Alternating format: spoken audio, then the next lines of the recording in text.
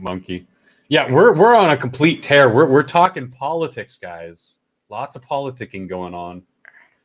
I haven't been. I couldn't find anyone during the time that you were gone. Like it's one of those things where it's. I'm not saying that to be mean. It's just I think I need to have a backup just in case one of us can't make it.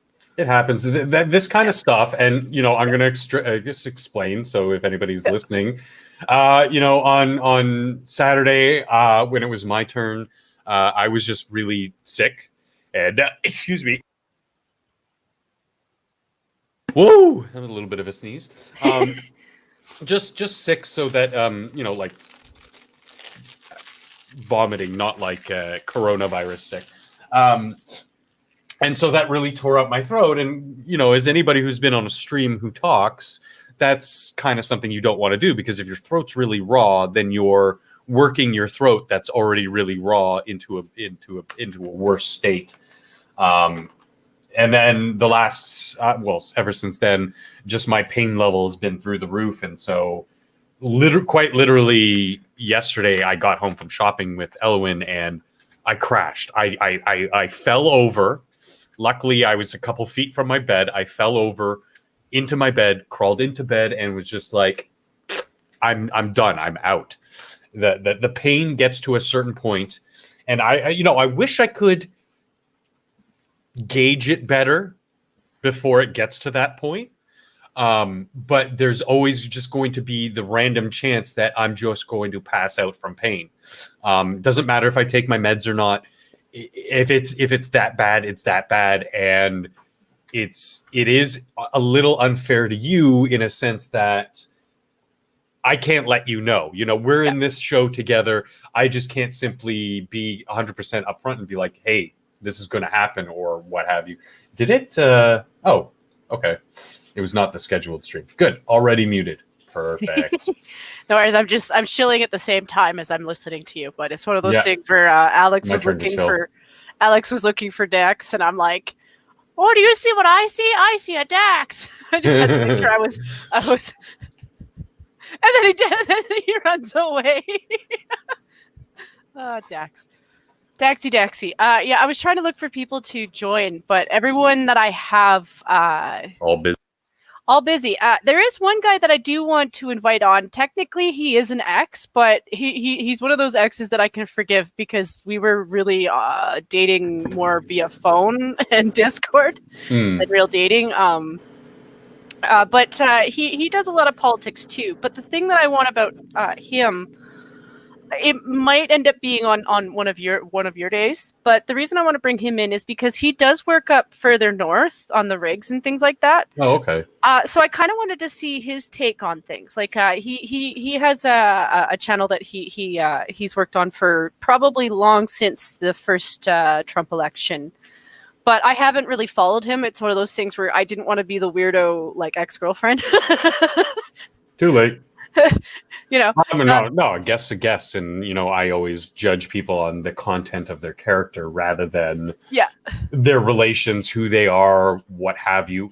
As most people should, as a certain orator of a couple decades past like to preach. Yeah, pun perfectly intended. Preach to people that this is how we should be acting. And something that these people, a lot of people seem to be forgetting and misusing and misquoting in today's age. But yeah, for sure, the guest thing is usually your wheelhouse of finding. Well, I like it when you bring on people too. It's one of those things where like that's really how you kind of meet people on the YouTubes. And the thing is I'm not a petty person in the first place. Like the only reason like I said, I wasn't following him around is because I didn't want to be the weird ex-girlfriend. And honestly, past the relationship, there really wasn't anything there to bother with. But I still respect a person's opinion on things. Like it's not like I didn't have intellectual conversations with the guy outside of the relationship. Dude, I'm friends with I've been on friendly terms with most of my exes in my life for very good reason, because it's just been that sort of just amicable, we're maybe not just so good for each other, okay, cool. It's one of those things. Like I do point it out. Like, honestly, the only reason I'm even pointing it out is because between him and I, we might be a little bit awkward because we haven't talked to each other in probably about 4 or 5 years. And there's nothing wrong with that either. That's just like, okay, well, I haven't talked to you in a long time. There's no hate there. It's just we're greeting after a long time. And then there was another guy that I do still want to try and get on, but like he looks like he's got a job and he's at school, so he's really busy as well. But he likes to grow his own pot plants, and I want to bring him on for something that's not necessarily political in nature, but something both of us can still enjoy. Because let's be real, we like talking about pot. Who doesn't like talking about pot? Lots of people. But yeah, I wanted to see his perspective on it, because like we already know that we both think that the government sucks at selling shit. So yeah, we've established that. But no, like I said, getting people who are based, on the ground, who have this sort of lived experience that, the left likes to trot out as sort of, victims or whatever. No, I just want to hear. I want to hear from a teacher. I want to hear from a nurse. I want to hear from an oil rig worker from Alberta to know what they see compared to what the news reports. Because like I was just telling you off air, I watch so much news from so many different places. I watch Fox, yes. I watch CNN, MSNBC, ABC, CBC, CNN, BBC. It doesn't matter where the news comes from, because I'm looking at all perspectives, not just left and right, all perspectives. Yes, I hate watch the shit out of TYT. I hate watch the shit out of Bill Maher, because I need to know what they're saying, because whether or not I agree with them on things or not, I need to know what not only the people I agree with are saying, but what my opponents, what people I disagree with are saying. See, I don't think I can. It's not that I don't want to. It's more that I can't. I if I'm following anybody, it's usually reviews based off of other people who do the hate watching for me, which is fine. So at least I still know what they're saying. It's just I'm still getting it through a filter. Yeah. But you at least have, like Monkey was saying the other night, he watches, or he reads CNN articles and all this shit. Because somebody was giving him a hard time because, he probably mentioned something like, oh, he probably watches Fox News. Yeah. And I also read enough CNN because of Lords of the Night, because it's part of what I do for a living. Well, it's not just that. It's also just the fact that it's really affecting everybody right now. Like, this isn't just like, oh, we're electing people and big deal going on with business.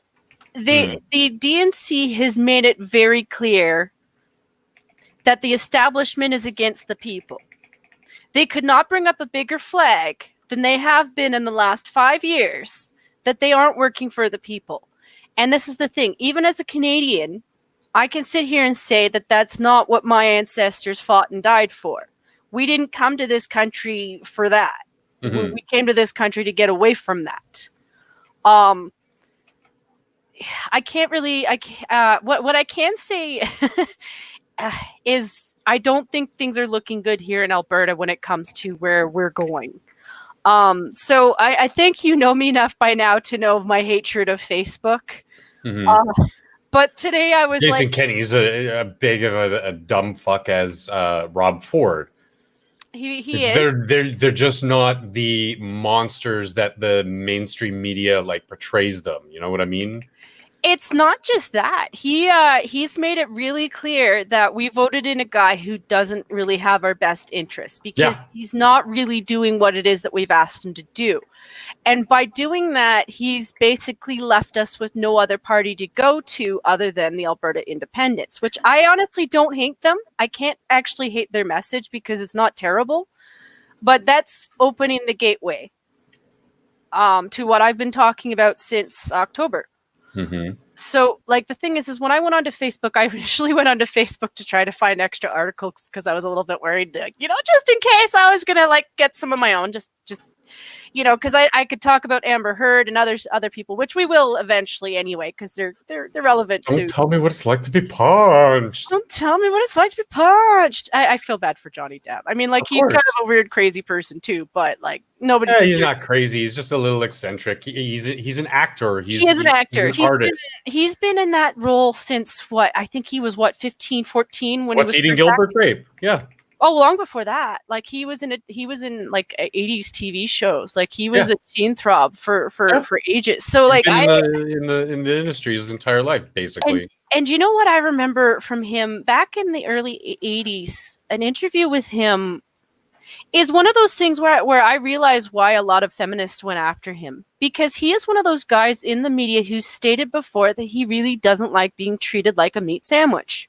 Mm-hmm. That's how he put it. He felt like he was being treated like a piece of meat because he's a good-looking guy, and the media and every movie that he's been catered to has been catered around his looks. He's a beefcake, and he was one of those guys that you would think that the feminists would understand, because what they were complaining about in media being done to women was being done to him. Well, they can't have that, because that would be equality. Yeah, well, that you know, he's got power plus privilege, so he can't be a victim. Are you fucking? That's not what anything means, you dumb fucking harpies. But anyway, yeah, like I said, I was on the Facebooks because I was like, just in case, I better get at least something to talk about other than what I've been seeing on Twitter, which is Nancy Pelosi and Trump and Amber Heard. Yeah. So when I've got stuff aggregated since Saturday, so I've got stuff to bring up. No, it's not a big deal. It's just like when I was on. Well, just letting you know. Like when I was on the Facebook, like you got to take into account the majority of the people on my Facebook are from Alberta. So that's where I'm getting my anecdotal basis on. So like for the 90 people on my Facebook, I would say about 80 of them are posting shit about independent Alberta. Mm-hmm. Now that's not saying like they're all in the same mind speak. Some of them are against it, some of them are for it. It's just seeing it brought up that much means that it's being talked about. It's not being talked about in the media. When you see stuff like that, that's usually a red flag that somebody's not paying attention, and they should start like really looking into it. Because when you've got like so many people who are like, you know what, we just need to get out. Nobody's stopping you. You can leave. They are actually legally they are, so we can't. No, I mean leave the country. It doesn't work like that. Where am I going to go? What green card am I going to get? It doesn't work like that. I can't just leave. And why should I have to leave that's my the same home? thing with the province. Why should we leave our home when we've done everything to build it up? That doesn't make any sense. What we're saying is like there is a good chance that there's going to be that kind of a vote. And the fact is, like, we're fighting for it, but nobody else is. So why should anybody else fight for your problems, though? Why should anyone fight? I agree that your representatives aren't doing that. They're not, but I mean that's not a special thing. I don't want the same thing to happen to Alberta that happened to the Maritimes. If you do that, our province will permanently see that as the rest of the country turning their back on us for the last time. Because that's how it's being viewed. Not getting any help when you know damn well that our province would like bend over backwards to do anything to help other members of our country, other provinces in our country. Bullshit. You're really? Playing the moral superiority card. That's not going to fly with me. Sorry. That's where is that proof? Where's the proof of that? No, I think just as much as anybody else in this country would. I think the problem lays with your provincial representation or lack thereof, not with whether or not you're a part of Canada or not. And it's no way more or less really than the rest of the country. I constantly wake up and feel betrayed by my representatives. I don't say, hey, Ontario needs to separate. I would not- say it's a different matter when you're still taking money from the province. And I think maybe you're right. Maybe that's the representation that's not being met here. It's one of those things where when we're asking for help and we're still sending you guys help when we need This is exactly how JT got elected in the first place. How he tricked everyone was he said, okay, well, we're going to seriously sit down and talk about voter reform. Immediately, almost immediately, he's like, oh no, voter reform's off the table. You can have your pot, but voter reform's off the table. The country should have fucking risen up and said, what? Rip this little piece of shit drama teacher the fuck out of office for such an egregious lie. He lied about voter reform. That this is something we've talked about before, having equal representation on a federal level between the provinces. So that, no, it's not just Ontario and Quebec politicians dictating what happens in other provinces, because I don't agree with that. That is not going to help anybody at all. Just like separation isn't going to help anybody at all. Talking about the issues, yes, is very, very good. Talk about them. But if the country as a whole is doing you so wrong, doing you so dirty as an individual, you can leave. You can move to America. You can move to Britain. You can move to Uganda. I don't care. You don't get to start picking and choosing what pieces of landmass get to stay within a country's borders. When it's been established by the people there, I would disagree with you. If Ontario... What do you mean established by the people there? By the people there. The people who've been living in my province, who've built it up, who've built the infrastructure, who've built the hospitals, who've built the roads, who've built... Ontario contractors? Yeah, and who was employed, who worked there. Do you think it was just Ontario? No. No? But it was a large swath of them. And I don't agree with. Whose tax dollars directly went to that? Do you think it was Ontario and Quebec, or do you think it was Alberta? The countries. The countries. Like everybody's tax dollars went to that. And how much of that was paid by my province? You're saying that you guys... Probably the lion's share. It is your province after all. So we get nothing out of that. You're just like, oh, well, you know what? You guys don't agree with us, so you should up and leave. I don't think so. I think that's where people start drawing the lines, because what you're saying smells like bullshit. That's not how that works. No, these are facts. What you're taking facts that I'm presenting and putting your own emotional experience to it. That's I care on the level of my friend. I don't care. Make me sound like you're like tyrannous a little bit there, sir. I'm saying that, like, from Ontario and Quebec, you don't get to just kick out a whole province of people because we think that as a country, we're not working together as a country. And yes, we would claim the land that we're on because this is the land that we have worked to build. And you could sit there and be like, well, Ontario and Quebec paid for some of that. We had the contractors. That doesn't claim it to you, does it? No, I never said it did. Again, you're being emotional about it. I am getting emotional about it because the way that you're talking... That's your problem, not mine. Stop attributing things I didn't say about it. You know, we've talked about this. I support most of what you say. However, this hyper emotional, oh, well, this is our land bullshit. No, it's not. This is Canada. This is a country. Unfortunately, right now, we don't have a majority of power in provincial rights. That's a problem and something we can address. And yes, the majority, the lion's share of Alberta's infrastructure, especially with the oil fields, was put up by Albertans, but it was also contributed to by the rest of the country because we are a country.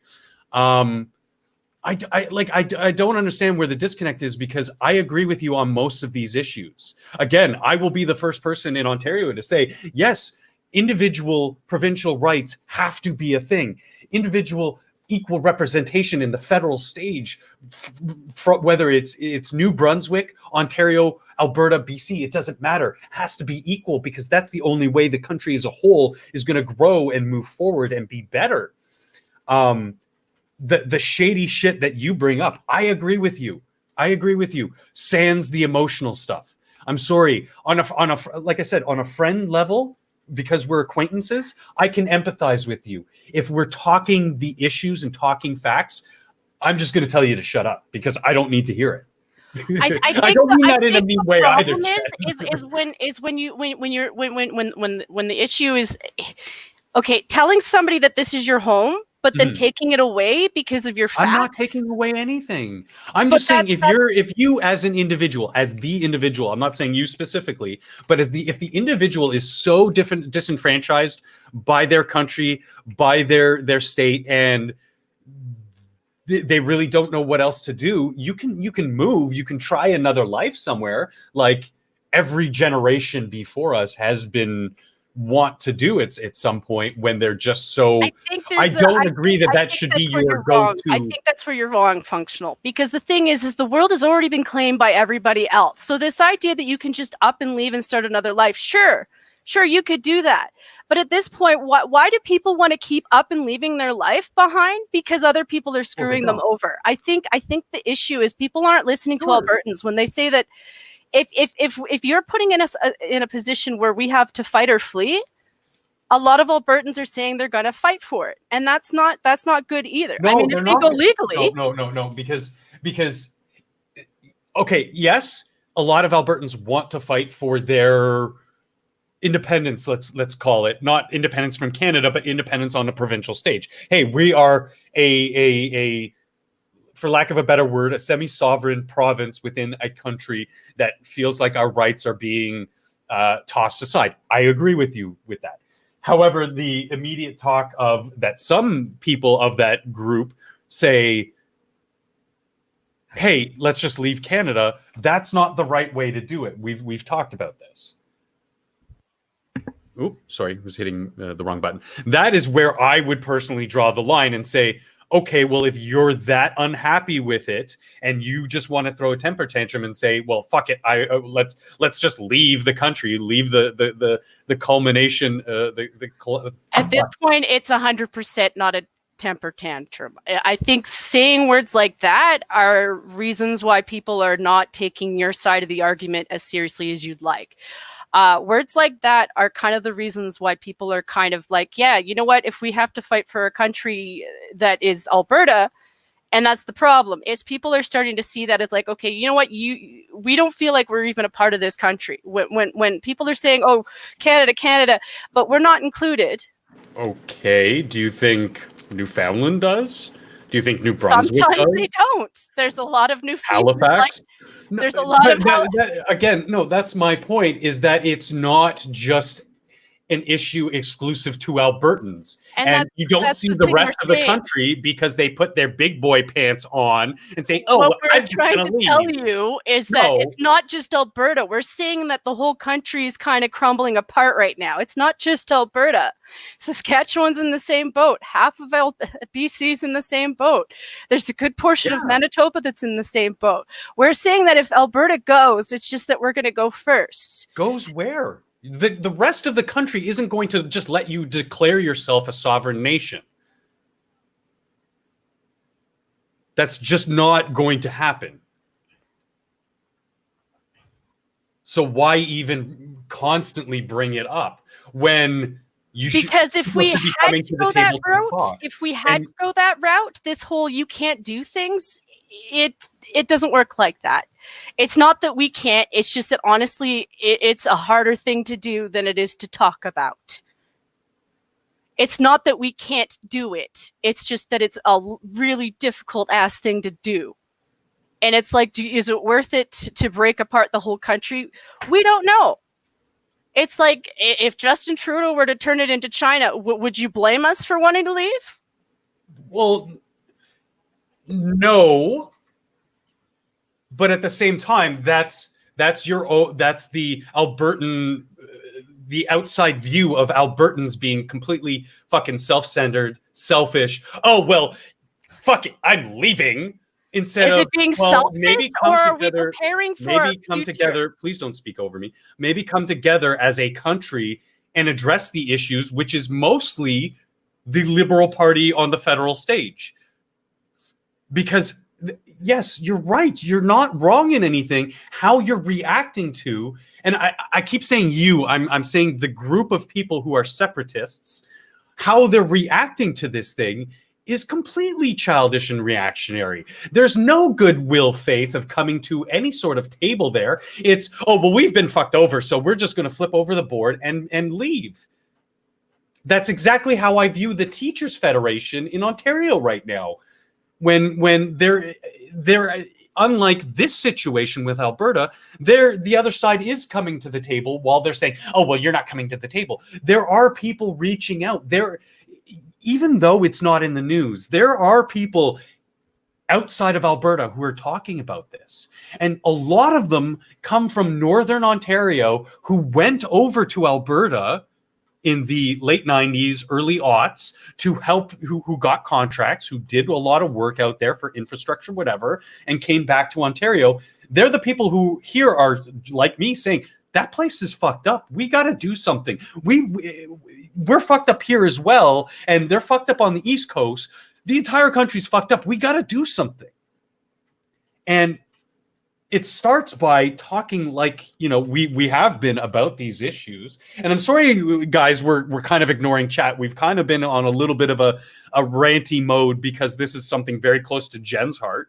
It's very close to my heart because it's part of Canada. And that I recognize that the bigger issue is that, yeah, the majority of Canadians are not fucking happy with good reason. Cool, demonstrable facts that we can point to that said, you guys fucked this up. You guys fucked this up. You guys fucked this up. Nobody in the country is fucking happy except for the people who are paying your ass. Like, I'm talking about kickbacks and bribes, not tax dollar funded. You know, the people who are paying these people behind the scenes to fuck us over. And it's enough is enough. We gotta put this regional bullshit of, oh, you're Ontario, because I get that feeling. I've talked to other Albertans other than you, Jen. They're a lot worse than you. As soon as they find out when I'm from Ontario, or specifically Toronto or something, they immediately treat me like I'm a fucking pariah.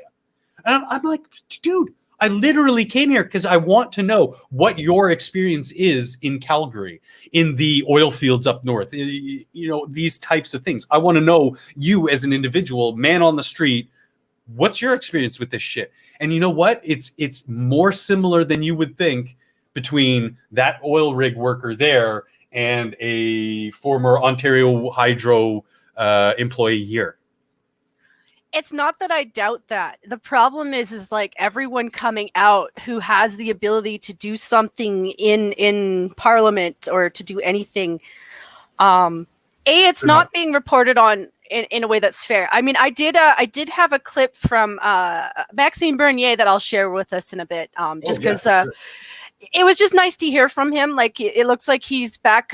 He looks like he's picking up steam again. Like he looks like he's going pretty strong right now. So I'm hoping that he'll have talks with our independent Alberta, because they're not separatists. They are more like they're probably more like the Bloc Québécois in their structure.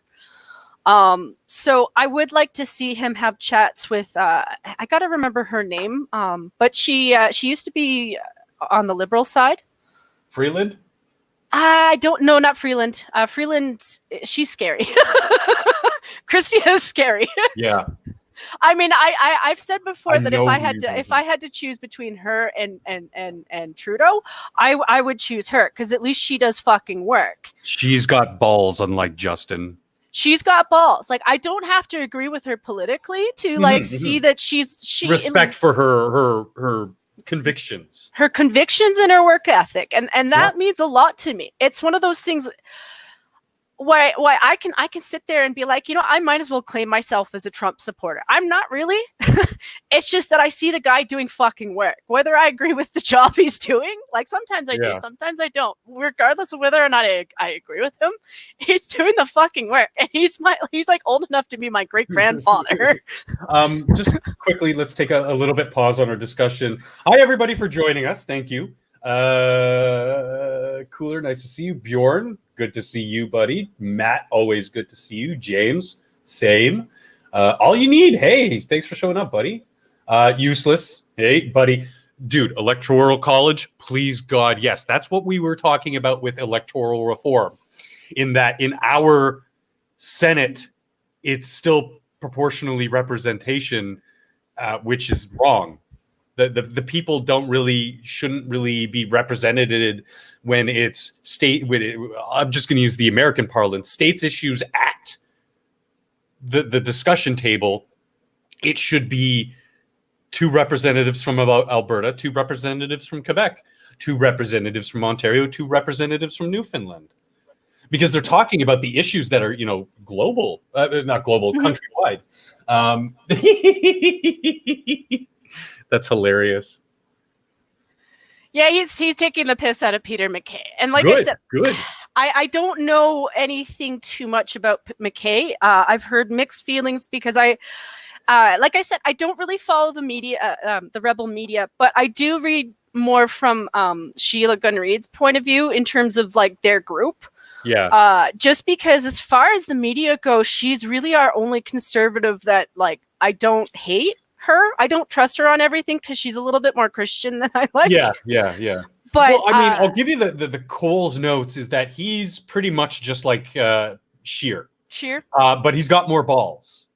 He's not afraid to speak up about things people would consider, oh, you can't talk about that. It's a little taboo or, politically correct. He's not going to cave to those types of talking points, but he is still basically a corporate purple candidate, political person. See, and I can't necessarily vote for that. No. It's one of those things I'd like to, but if our only 2 choices were him and JT, who would you vote for? I would definitely go for him. Okay, yeah. Admittedly, I admit it. I would not feel good about it, but if those were my 2 choices, yes. But that's just proof positive of just how bad Justin Trudeau and the federal Liberals are being. And even the provincial Liberals, depending on which province you go to, are just as bad. Look, we voted in Ford because we'd rather have this idiot in office than, I forget her name, but gay lady who cucked her husband for her political career and basically was starting to sexualize children. Catherine Wynne. Wynne, thank you. It took me a minute. I was just like, I remember laughing at my aunt who was a teacher who at the time couldn't remember her name either. She's like, her name's she's just not rememberable. We used to call her Whiny the Pooh.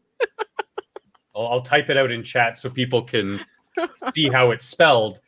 You can kind of read that as whiny.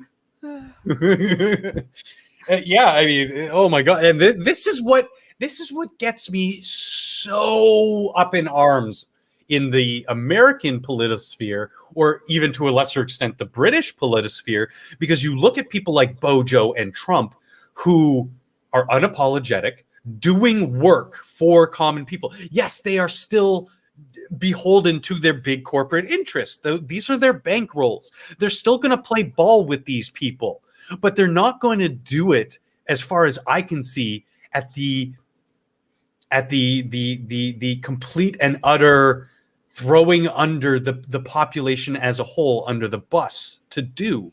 Yes, they will still play ball, but they will also do what they can in their own politosphere, in their own belief system, to help people. Yes, Trump has lifted out, 500,000 people out of poverty, off the streets by stimulating jobs. Are they the best jobs in the world? No, they're Mick jobs. I would take one. And we do better. Yes, but exactly. When you're in poverty, the first thing you need to do is lift that person out of fucking poverty. You don't need to lift that person out of poverty and give them a Silicon Valley tech job for $200K a year. No, sorry. If they have a decent enough Mick job, they can start building their life. They can start having independence and being self-sufficient. That's the first step out of raising people out of poverty. That's why I was saying to you off air, Bernie Sanders, he can address most of his issues that he addresses. I say most because there's a good quarter of them that are not.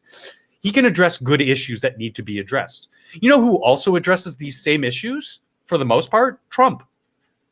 He's been talking about drug prices Mhm. since 2015, maybe 2016. I don't know. Well, But he's and been talking about it. even Sanders talks about the same thing, and he's like, "Oh, well, we need to attack both politically and financially the drug companies." Well, no, because then they're just going to leave. You need to work with these people and say, you know what, you've been acting unethically, and we given you, political systems before that have been giving you run of the field here, the industry here. No more. We're gonna, since you guys have been acting unethically, the insurance industry, the pharmaceutical industry, the healthcare industries, since you guys have not been working in the people's best interests, mostly in your own bottom line, now we're going to introduce regulations so that no, you cannot charge 500% for insulin over the next country who has regulations on drug prices. We have a huge problem with insurance in this country Mhm. being predatory, being they price fix. Yes, we have 12 auto insurance companies that you can go to here in Ontario. They price fix. There's no real competition, and they price gouge as well. So we have regulation, but it's not the right regulation. We need to sit down, do these types of things right, because attacking the billionaires isn't going to do anything. What have you done, fucking Bernie Sanders? What have you done for your state other than make it one of the more violent states out in the country? Made it one of the most lawless states in the country. They have a real problem with gun violence and poor education scores and all this stuff in Vermont. What have you done for them? Nothing. You're too busy bitching that the criminal justice system is racist. No, it's not. Maybe if 13% of the population wasn't doing 50% of the violent crime out there, maybe they wouldn't be in prisons.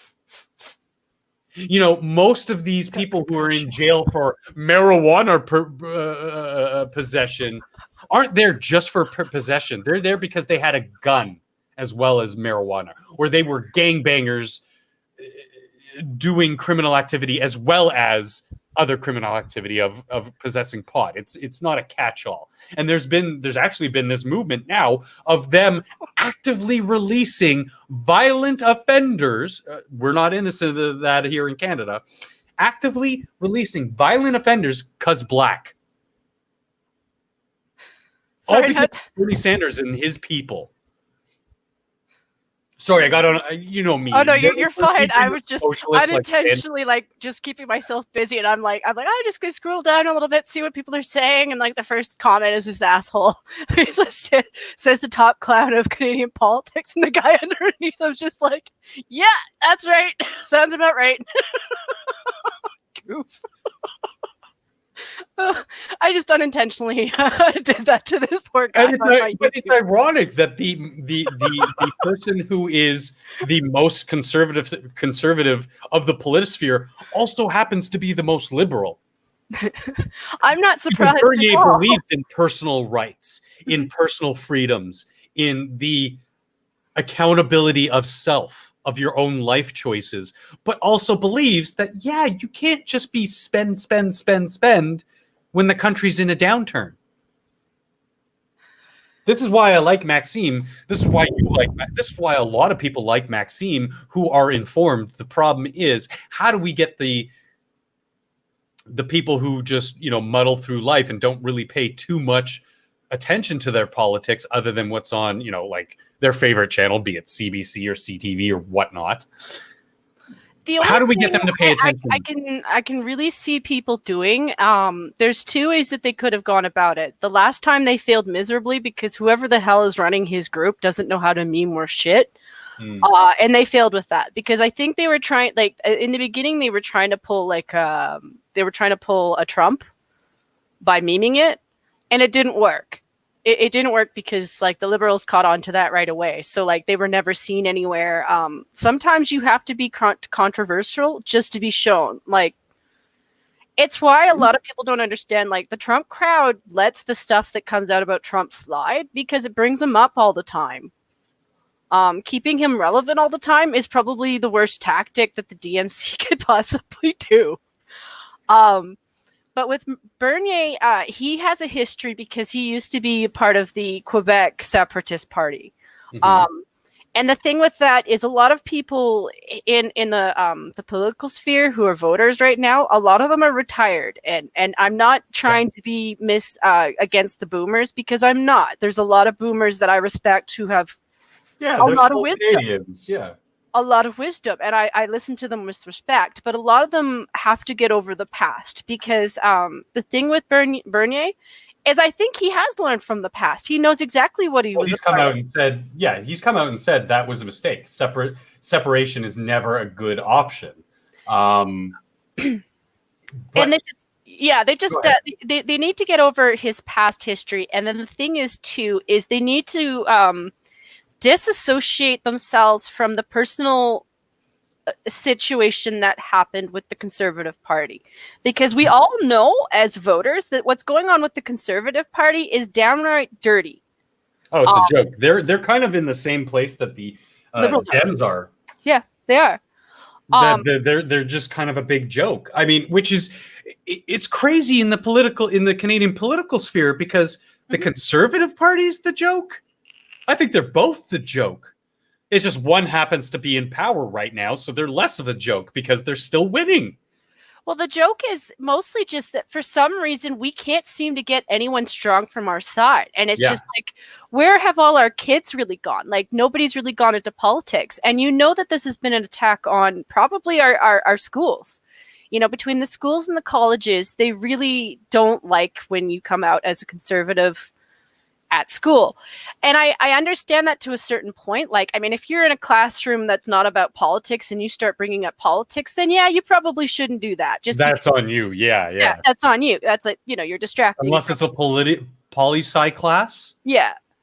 Keep it out of there. This is this is calculus. Why are you talking politics? Get the fuck out of here.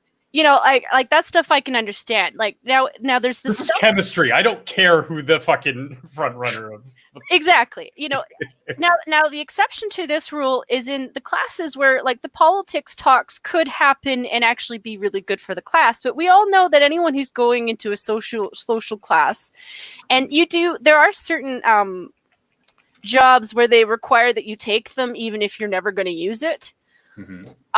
Those classes, I don't know what all goes in there, but you see kids go in and out, and some of them come out like resentful because everything they've heard is crap, and the other half come out believing all of the bullshit. Brainwashed, because they're not allowed to debate the teacher on it. If they debate the teacher on it, they get marked down. They fail. Yeah. I can't agree. And that's not right. You're failing people because of their beliefs. And that I can't agree politically. No, that is actually a crime here in Canada. And the other that is one sec, because somebody mentioned Yaniv. That is exactly why we have the Human Rights Tribunal here. It's just been abused by people like that fucking that crazy bitch Yaniv. I mean, bitch in the colloquial sense, not that I actually believe he's a bitch. I mean, like an actual woman. I should bring Fred on one of these days. He's kind of a bit of a historian.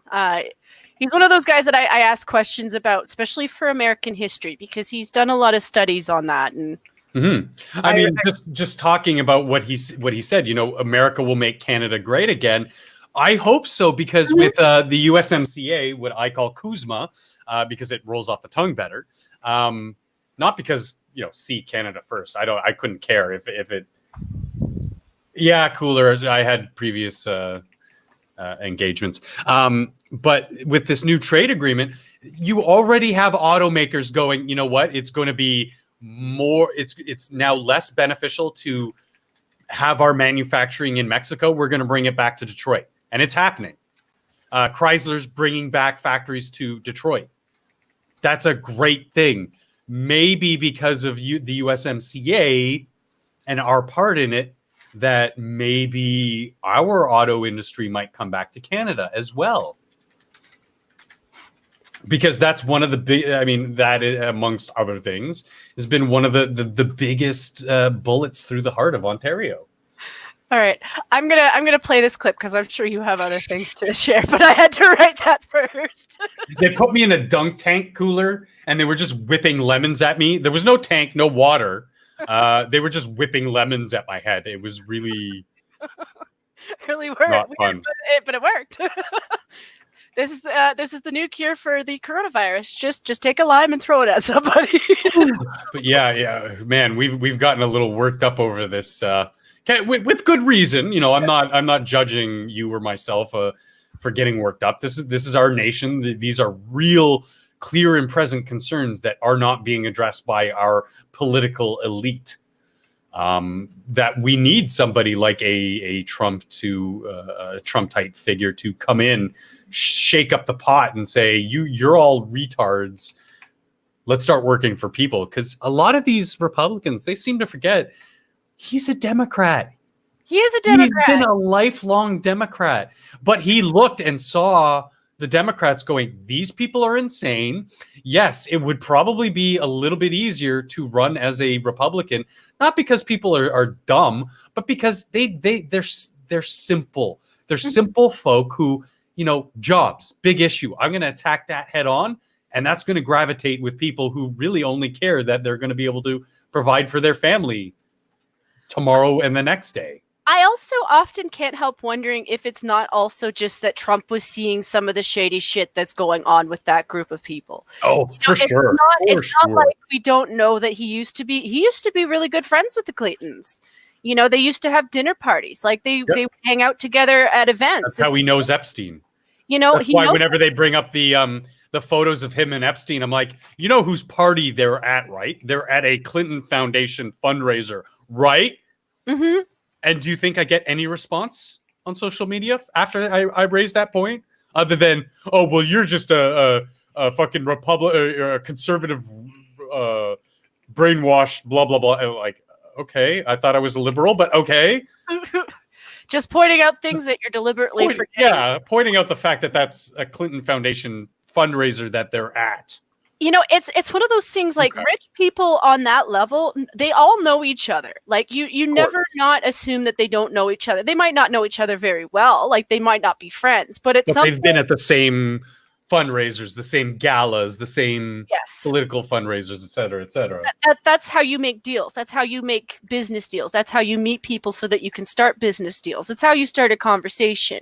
That's what those are about. So, like, I'm not saying that he probably knows a lot of things that would just scare the shit out of people based off of things that he's seen. And you're right. Sorry to interrupt again. You're right, Frederick. This is exactly why the Overton window right now is on wheels, and it scares me. It's now more about your tribe than it is about actual issues that classically were left or right. And that's why a lot of these moderates, people who would consider themselves classical liberals, myself, more of note, Sargon, Dave Rubin, they're clear. They are open in saying these parties who call themselves liberal are the most illiberal of the bunch. This is why I can't support these people. All the other stuff aside, this is why we can't support these people. And it's such a interesting yet potentially harmful thing going on in Western politics that really has to stop. Because yes, you're right. The red menace needs to be stopped. We cannot become socialist or, by extension, communist nations or bye-bye nations. I don't know. It's usually for Chrome, Fred. So I think if you've had it before, I'm pretty sure you would still have it. It's usually he can use it through any browser. Just Chrome is the only one that he would be able to share links and whatnot through, which is fine. If he wants to just come on and talk, that'd be great. Sure, I'm gonna play this thing while we wait, just because cool. Yeah, please do. I am going to play the sound on it. I might as well. It's 2 minutes, and you know what? I'm screen it because for free, Maxime, because I don't have money to send to your party. I can't help you that way, but I can help you this way. Let's make fun of Peter MacKay, okay?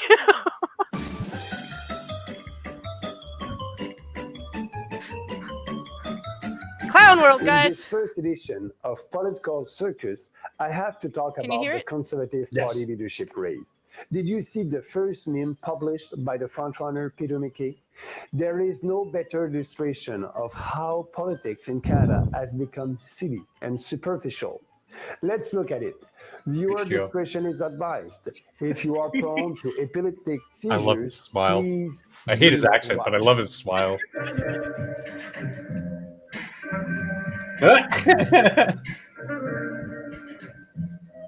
Epilepsy warning, guys. So that's Peter's big vision for Canada.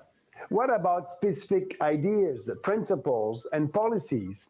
Well, Peter thinks pride parades are important and he would march in one in Toronto. Apparently, marching in pride parades is the most important issue right now for the Conservative Party. Andrew Scheer chose not to march in a pride parade on personal religious grounds. Which I agreed and the with him left-wing on. media Yeah. decided that was unacceptable and that he was a bigot because of it. Anybody who does not believe what they believe or do what they do is a bigot, a racist, intolerant. I marched in a pride parade some years ago, and I don't plan to march in one again. But also, Same. I don't need to do that to prove anything. Frankly, I do not care what the left will say. Look, a parade is a parade. And no, Peter, it's not important. What is important is to ensure that the state regards everyone Pause it for a moment. equally, to ensure we all have the same rights. I just want to comment on the parade thing. Yeah, because you not marching, choosing to not march in a parade doesn't mean you don't believe that that person who happens to be a homosexual or trans or what have you is no longer a person. It doesn't make you a bigot. It just means you don't want to. Why I don't want to be a part of the Pride Parade here in Toronto anymore is because it's become just a circus of degeneracy. Yeah, it's a cesspool. The day I saw some dude sit on a traffic cone, bare bottom, shoving it all the way up his ass in the middle of the street with children, with people around, that is when I checked out. I said, nope. It's like they want us to put them back in the closet. Yeah. It's like they're pushing our buttons. And hello, Frederick. Thank you for joining us. It's like they want to push our buttons so much to be like, see, he's a bigot. He didn't agree with this one point I made. See, at least with Scheer, he had an out. He could blame his reasons for not wanting to go on his religion. With me, I'd just be like, yeah, I don't want to go to a cesspool. And the thing is I used to have really good friends who were drag queens. One of my bosses was a drag queen, and he did a really good job. Like, you know, he put in the work and the effort into his outfit, and I supported him on it because he was expressing himself. That was what it was about. It was just him expressing a part of himself and a part of his life. Now, I regret not going to those parades because I would have watched him on a float any day. Because I know him and I like him as a It would person. have been a fun time. Yeah. That's the only reason I would have gone, because I don't really give a shit what you do with who you want to do it with. But if I'm going to a place where you're just demonstrating what it is that you like to do with the person that you like to do it with, Bedroom, yeah. I'm not And I interested. just say nope. I'm not interested. Like, that was my thing in the first place. Was like, I don't really care if you're in love with this guy and you're a guy and he's a guy and you're in love and you want to do shit together. That is great. You go do you. Have fun and, you know, do it responsibly, have a great time. That's where that ends. I'm reminded. Oh, sorry. Go on. Go ahead, Fred. Well, see, I'm reminded of a video Black Pigeon Speaks did some time ago, where he was looking at the difference between gay pride parades in like Japan and the United States. And in Japan, it's fairly normal. I actually say fairly family friendly, because their point is they're trying to make it. Back to the roots of we're here, we're queer, get used to it. Instead of we're here, we're queer, and if you don't agree with everything we do, you're a fucking bigot. Well, I mean, and look at what we do between the sheets. Like, no. the go thing away. is too is like let's be real, the LGBT in our fellow countries, the UK and probably Australia, we you know, you look at the Japanese situation, it is a completely different story. You can't be gay and come out on the streets in Japan and be like, yeah, I'm a homosexual, this is my husband. That does not happen. Mhm. You don't do that. So these guys in our country, they're just acting like that's how we are with people. Oh, somebody comes out of the closet. Most people yawn nowadays. If somebody's like, Is there more to this? and you're like, You're gay and and would you like a cookie with that? littering and I'm gay. You know, you post that video in Japan, and your family stops talking to you, your friends stop talking to you, your neighbors stop talking to you. There's a good chance you might be unemployed. I mean, I don't know how legal. Talking about actual bigotry here, where they cut all ties with somebody just because of who they are.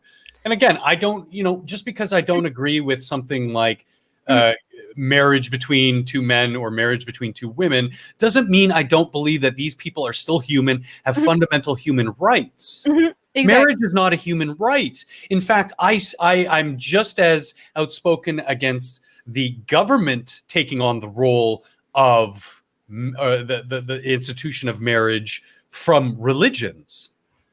You know, I have another reason for my opinion when it comes to marriage. So, like, the thing with gay people getting married, honestly, I would prefer that they had a different name for it that meant basically the same idea. The thing with marriage is, like, the whole idea is that you're carrying on the man's name. Well, the thing with carrying on the man's name is it's really nice for genetics. Mm-hmm. It's really nice for genetics because a lot of it has to do with economics, so taxation. You can now file jointly. You're going to save some on taxes. You adopt a kid or have a surrogate or what have you. You're going to pay less in taxes because you're going to get bonuses from the baby bonus. All this shit. There's actual financial incentives to be quote unquote married. But you're right. I would say anyone doesn't matter, gay, straight. Doesn't matter. If you're going through the government to be connected like that, it should be called a civil union. If you are going and that will be the blanket term for any two people who decide to get into this contract together. Yeah. If you go through your religious institution, then yes, call it a marriage. Let's have words mean what they mean instead of just obfuscating them to the point where they're meaningless these days. Well, that's just it. Like I said, like the thing with marriage is like that was kind of the whole point of the marriage. Is it's supposed to be the man taking on the family, but at the same time, it made genetics a lot easier. Honestly, I found that the one and only time that I attempted to read a Bible, I got through the first 10 pages of names before I was like, so who needs genetics?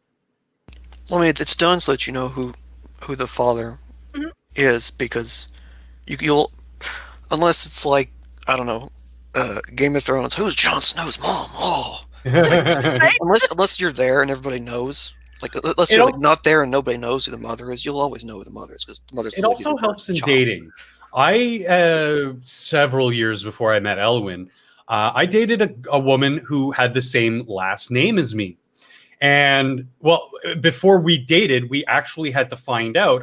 We were like, are we at all related? Because that would be kind of weird. Even if it was, several families removed or whatever, it would still be kind of weird to have the same last name when you're dating. But we found out, no, completely different tribes from, 4,000 years ago, because I have a very classical Ashkenazi Jew name. We just came from different tribes and through other marriages. So we were no way related, but it was kind of, an initial red flag of, oh, well, we don't want to date even if we're kind of like third cousins. That would be a weird family Hanukkah gathering. You know what I mean? Yeah. So it has actual meaning and actual purpose. Just because these insane activists don't know it doesn't mean it doesn't exist. And I must say, I like your avatar. The old classic Fallout power armor. Oh, yeah. Dornan, yeah. At least that one should be Sergeant Dornan. Oh what I boy. remember. All right, so I will. Yeah, we're done with this. I'm pretty sure he's good. So, thank you, Maxime Bernier. Yeah, that was pretty much the majority of his video. Yeah, please don't flag my video. See it as like publicity from me because I don't have money to send you, and Again, of all the political candidates, he is the one who is against tech censorship. He is the one who wants for lack of a better word, an internet bill of rights that basically tells that these tech giants, they have to operate within the laws already established on the books. Publisher platform, censorship versus free speech. These kinds of things are important to Maxime because he realizes that without these things, smaller candidates like himself that aren't establishment conservative or liberal candidates are never going to get a voice out there. And he's right. I think you'll need to, I guess this is, I guess, my standpoint as an American, because the way our system works kind of devolves into a two-party system. Mm-hmm. I've become increasingly convinced it's probably the best because it forces the moderation of the party and forces compromise into, eventually. Definitely, yeah. If the change needs to occur, it'll work its way up. You need to start, I think, Bernier and the others need to start focusing on, I guess, usurping the Conservative Party instead of making their own. Making his own. Yeah, no, I agree. I agree. I think it's his own personal hubris that he can't because of his falling out with them. But if he didn't burn his bridges, if he came back to the table and said, you know what? Yeah, I am going to work within the system to succeed in the system like Trump has, like Bernie has, two opposite ends of the spectrum, but who are working within the established system to succeed. Hey, proof is in the pudding, people. Well, the thing is I think the conservative, like I said before, I think the Conservative Party is going to have a hard time, even if it is Peter MacKay. And yeah, he could have a stronger message. But here's the thing. We failed with Scheer because he was wishy-washy. Oh, he was exactly like Trudeau. And the thing is we don't want another Trudeau. We are very... I don't know how clear we can be that we don't want the opposition for a reason. You're not supposed to agree on most of these things. And the thing is we're pulling away more and more from the craziness. We can't help it. It's ruining our country. It's ruining our relationships with our neighbors. It's absolutely destroying our economy, and it's making us a joke on the global stage when exactly. So it's understandable that people are just we are like bunching up over here. And then the other thing too that's really biting us in the balls right now is the carbon tax. Like, so yet again, we both know that I if I do smoke, I'm smoking cheap stuff or I'm rolling my own. But just as an experiment, I wanted to see how much a good pack of smokes had gone up to. So I just experimented with a store and just asked them to check a price on the Export A because I wanted to see, they're not the most expensive, but they're probably one of my more favorite expensive smokes. Okay. So Export A for one pack was $20. Jesus. For two packs, I imagine that's automatically $40. I'm not going to lie, though. I disagree vehemently with the carbon tax. Mm-hmm. And this is coming from somebody who, I'm on disability. Yeah. I'm directly benefiting from it. Yeah. I get, a couple $100 from my tax return every year because of it. See, I like that money. I'm not saying, hey, don't give me money. I'm saying this carbon tax is not appropriate. The thing is, and this is the thing, we're not getting that carbon tax return, and that's because of Jason Kenney. So here's the thing, they're still taking the carbon tax. We're just not getting any returns. We're not seeing anything for it.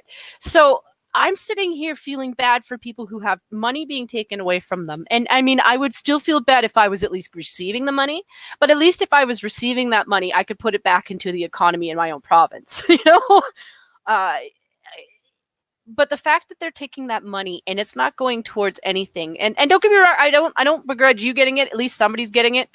But as somebody in my province, if we're not seeing that money and Jason Kenney is taking that money, but I better see it going towards up north, and they better be making sure that they're doing the best that they can to try to prevent any forest fires happening. Well, any low income earner under a certain threshold can claim it on their taxes and they'll get that money. But again, I would rather it just not exist because carbon tax is a fucking scam. And I'd rather them maybe overhaul the disability system. It's and more like cut away some of the fat there. It's more like I said, like I used to get the carbon tax back when Rachel Notley was in. I was getting the carbon tax through her, so I am actually signed up for it. It's just because of Jason Kenney. And don't get me wrong, if we weren't being taxed for it, I wouldn't give a shit about not getting it. No taxation without representation. And that's just it. They're taxing us. It's not coming back in the system the way it's supposed to. So why are you taxing us then? It's going somewhere else, and that's where I'm upset. I think any sort of carbon tax or pollution tax should exclusively be a corporate tax, a business tax. Yes, because if you are producing cars, let's say, and you're emitting X amount of pollutants into the air and whatever, then yes, you have to pay because you're taking advantage of the people's environment. To a point. Obviously, nobody wants, toxic waste dumped in their local waterways. It's not what we're talking. We're talking about more benign, less immediately impactful pollutants. And I mean, at least with that kind of product, at something least quantifiable. Something where the price can be quantifiable. Don't tax people. Yeah, because people don't need a car. We don't need a car, but I do need to be able to get to work. So at least I need to be able to afford to take a bus. And even if you did take a car, so fucking what? Just because you don't own a Tesla that's twice the price, you now have to pay more in personal taxes? No, that's bullshit. That's utter bullshit. It's weird because I was just talking to Elwin about this the other day in the grocery store, that my sister is one of those, does very well for herself, but will vote liberal or communist, NDP, and then bitch that her tax money is going to road repairs in what's colloquially known as the jungle, socialized housing here. You know what I mean? Yeah. So why aren't you maybe becoming a little bit more informed politically and perhaps vote in your best interest as opposed to your tribe? Yeah. And that point is lost on her. And I don't get it because she's so intelligent. She's not as intelligent as me, but she's a smart cookie. This is my sister. Yeah. And yet we can't see, we can see eye to eye on the issues, just not on voting. And this is why I'm banging my head against people on social media going, like, dude, we agree that the problems are the same. Why are you fighting me on this? It's crazy. It truly is clown world. The internet, the hyperconnectivity that we have is such a double-edged sword. Because yes, I believe in ultimate free speech, but at the same time, if somebody's putting out, like we were talking about coronavirus, if somebody's putting out blatant, scientifically bad information, I do believe that they should be censored, because that then becomes a public danger. Again, having what's it called? The digital sphere adhering to actual on the books laws for regular life. You can't go out there and start spreading mass hysteria that you all need to wear face masks or else you're going to get the SARS. Even though those masks don't work like that. That's factually incorrect. That's scientifically and medically incorrect. And then you're spreading that information, which then could become a danger, because then people think, oh, well, I'm never going to get this. Well, no, you are. You still have to take precautions. You know what your best defense is? What's scientifically and medically proven to be your best defense? Washing your hands, good hygiene. If you take public transit, bring wipes or sanitizer with you so that every time you get off a vehicle, you're sanitizing your hands because you don't know who has touched that pole. Don't eat bat soup. The other don't eat the bat soup. It tastes. Bats are gross. They're rodents with wings. They're stringy.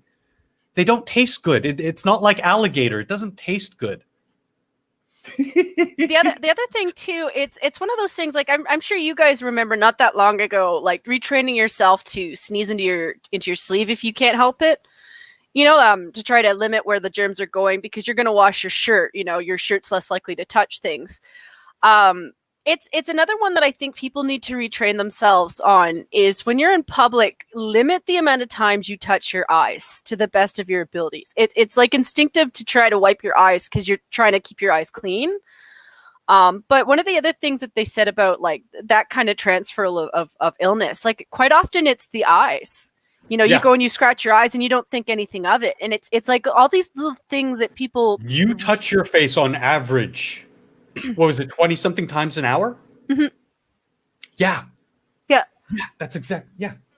It's one of those things that like at my age, it's frustrating to do. So I can understand why other people would feel the same way because you don't really realize how often you're doing it until somebody points it out, Did I talk about it on the show or was it when we were talking before the show about the scare I had in the grocery store yesterday? Yeah. That was off air, wasn't it? It was off air, yeah. Yeah, like Elwin and I were grocery shopping. All of a sudden I turn around and there's this couple, this man who, white or vaguely Middle Eastern something, and his wife who was clearly half Asian, half white, wearing face masks. And I kind of startled. I said, what the fuck? Because like, I know that the mask is so that you do not transmit shit to me. So that means that you are sick. Mm-hmm. And that scares me when you're like, this guy was what, like a foot and a half away from me? And so that's why I jumped and was scared. If it was a normal person, hell, if these people just weren't wearing masks, I wouldn't have cared. I wouldn't have known if they were sick. But this to me is a clear indication that you are actively doing a good thing and trying not to spread your germs. But at the same time, I'm scared because I don't want to get sick. And yet again, like that was something that we talked about too. And I'm just going to re-say it. Basically, those masks they're not going to prevent you from getting sick. Like Functional just said it. There are doctors everywhere saying it. They're designed to prevent you from making people sick. The plastic is designed to hold your spit in. Yeah, the analogy I used out. with you was think of the surgeon. The surgeon isn't going to get infected from the person he's cutting open right now. It's the other way around. It's so his mouth bacteria doesn't get into the person's open cavity and causes sepsis. Like, think about it, people. Ugh.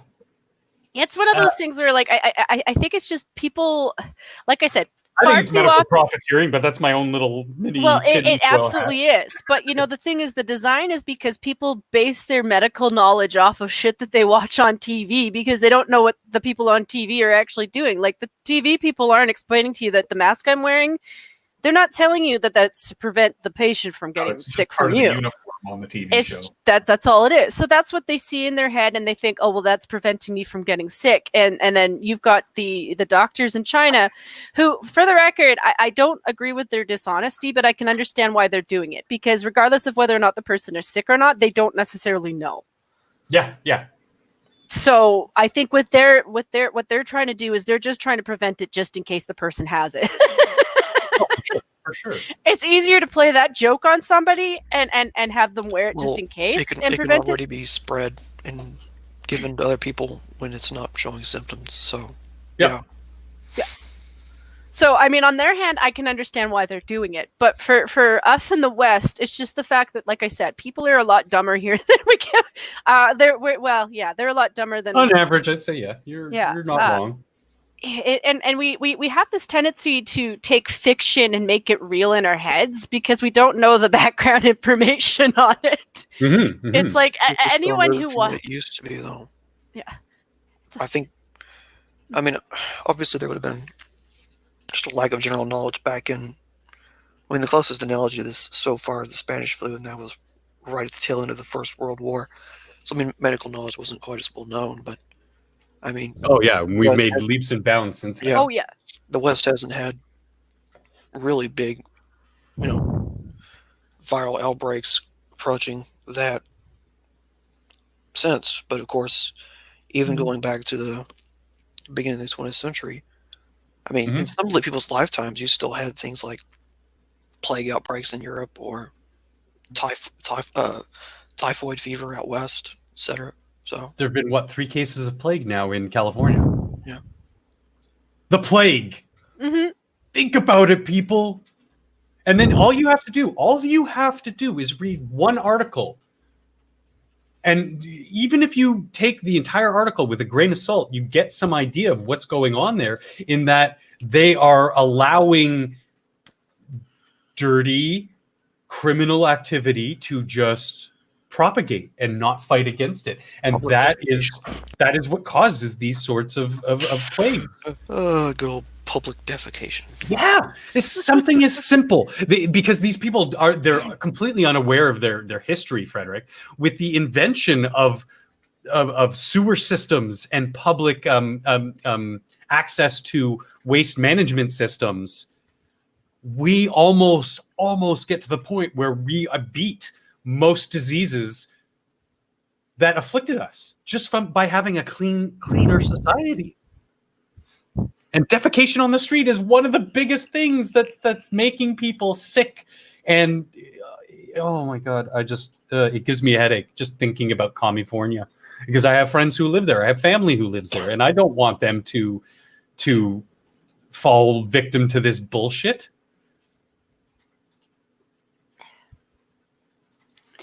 Yeah, that's basically what I've been doing lately, is just like trying to not overshower too, because that's a problem. You don't want to do that in like cold land, dry north and western Canada Jen lives in. But yeah, I'm trying to like make sure that I keep myself clean to the best of my abilities when I go in and out. But it's just a lot of other things too, like, you know, like even to the point where I'm trying to eat just a little bit extra healthy. Like, you know, I have my vitamins, and, you know, I maybe have an extra glass of orange juice. I know orange juice isn't necessarily the be all, like lemon juice is probably better. But like little things that I can do to try to boost my immune system, I'm trying to do anyway, just because. Yeah, well, being healthy is the best thing you can do by far. Just being healthy and basic hygiene. Yeah. Mm-hmm. Let's have some articles. You guys want to have some articles? Oh, some you have fun something? stuff that isn't super politically charged. So here in the People's Republic of Kazakhstan, we were awarded with what I would consider an actual Guinness record. Not how many hot dogs you can eat, because that's just stupid. A 12-foot tall exoskeleton. I'm only giggling because I destroyed this thing at least 12 times in Final Fantasy VIII. No, you know what this reminds me of? Iron Man? No. Wild Wild West. Yeah! yes. The giant walking spider thing. Yep. Yes. Mr. Lovelace. It reminds me of an amalgam of that and the power loader from Aliens, because that's the foremost use of an apparatus like this would be for heavy loading, movement of goods and materials, instead of using, you know, traditional forklifts or cranes or whatnot, as well as this being the generation of machinery that we would bring into us with space. Look, I just can't wait till the U.S. Army has ATSTs and AT-ATs. That's all I'm saying. Well, dude, this is how you get AT-ATs. I'm just going to say that. Excuse me. So I thought this was super fucking cool, just watching the video of him walking around with it. And the control unit is very intuitive. It's a lot of older technology, so hydraulic pistons and stuff that take his internal movements. You can see on the screen there, you can see he's got, you know, the apparatus along his arm so that the appendages work as he's moving his arm. So it's a natural movement style that the operator uses. Look at him pushing that fucking just pile of refuse. Oh my God, it's so cool. I'm so excited. I can't wait. We're going to have fucking Ed 209s. We're going to have fucking AT-ATs. We're going to have fucking Jedi. I mean, wait, no, scratch that. But we're going to have really cool robots and machines. Give me a new type in a Gundam, and then we'll start talking. Yeah, but you have to invent or discover Gundanium. Yeah. Which is the McMuffin that we just don't have yet.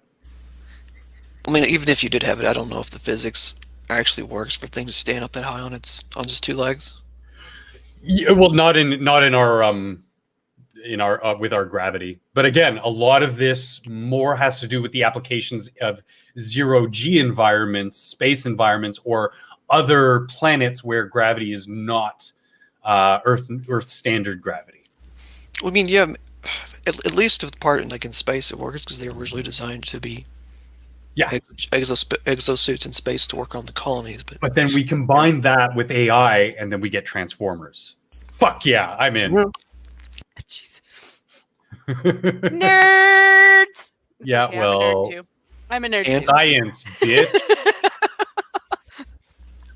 I just wanted. I just power armor and plasma rifles. never mind that you have to be a nerd to even know what that line is from. So, nerd. Oh, charging deer knocks man over in McDonald's parking lot. This is awesome. This is awesome. As soon as you bring it up, I'm going to play the video. It's just some CCTV footage from a McDonald's parking lot in North Carolina.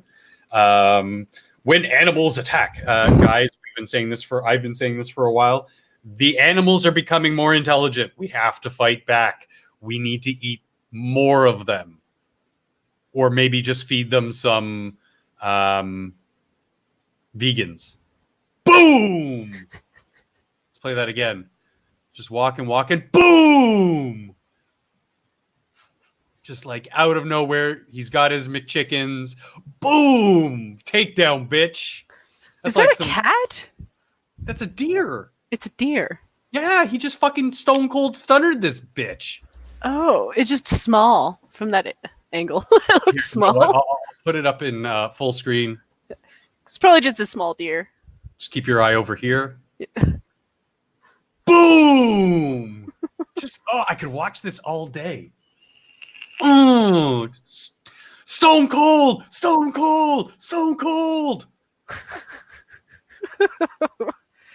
Actually, I do have a natural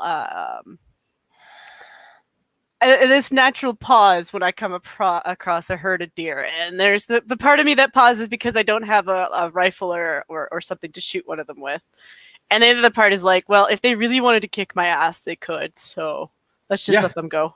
They just don't. They just generally don't.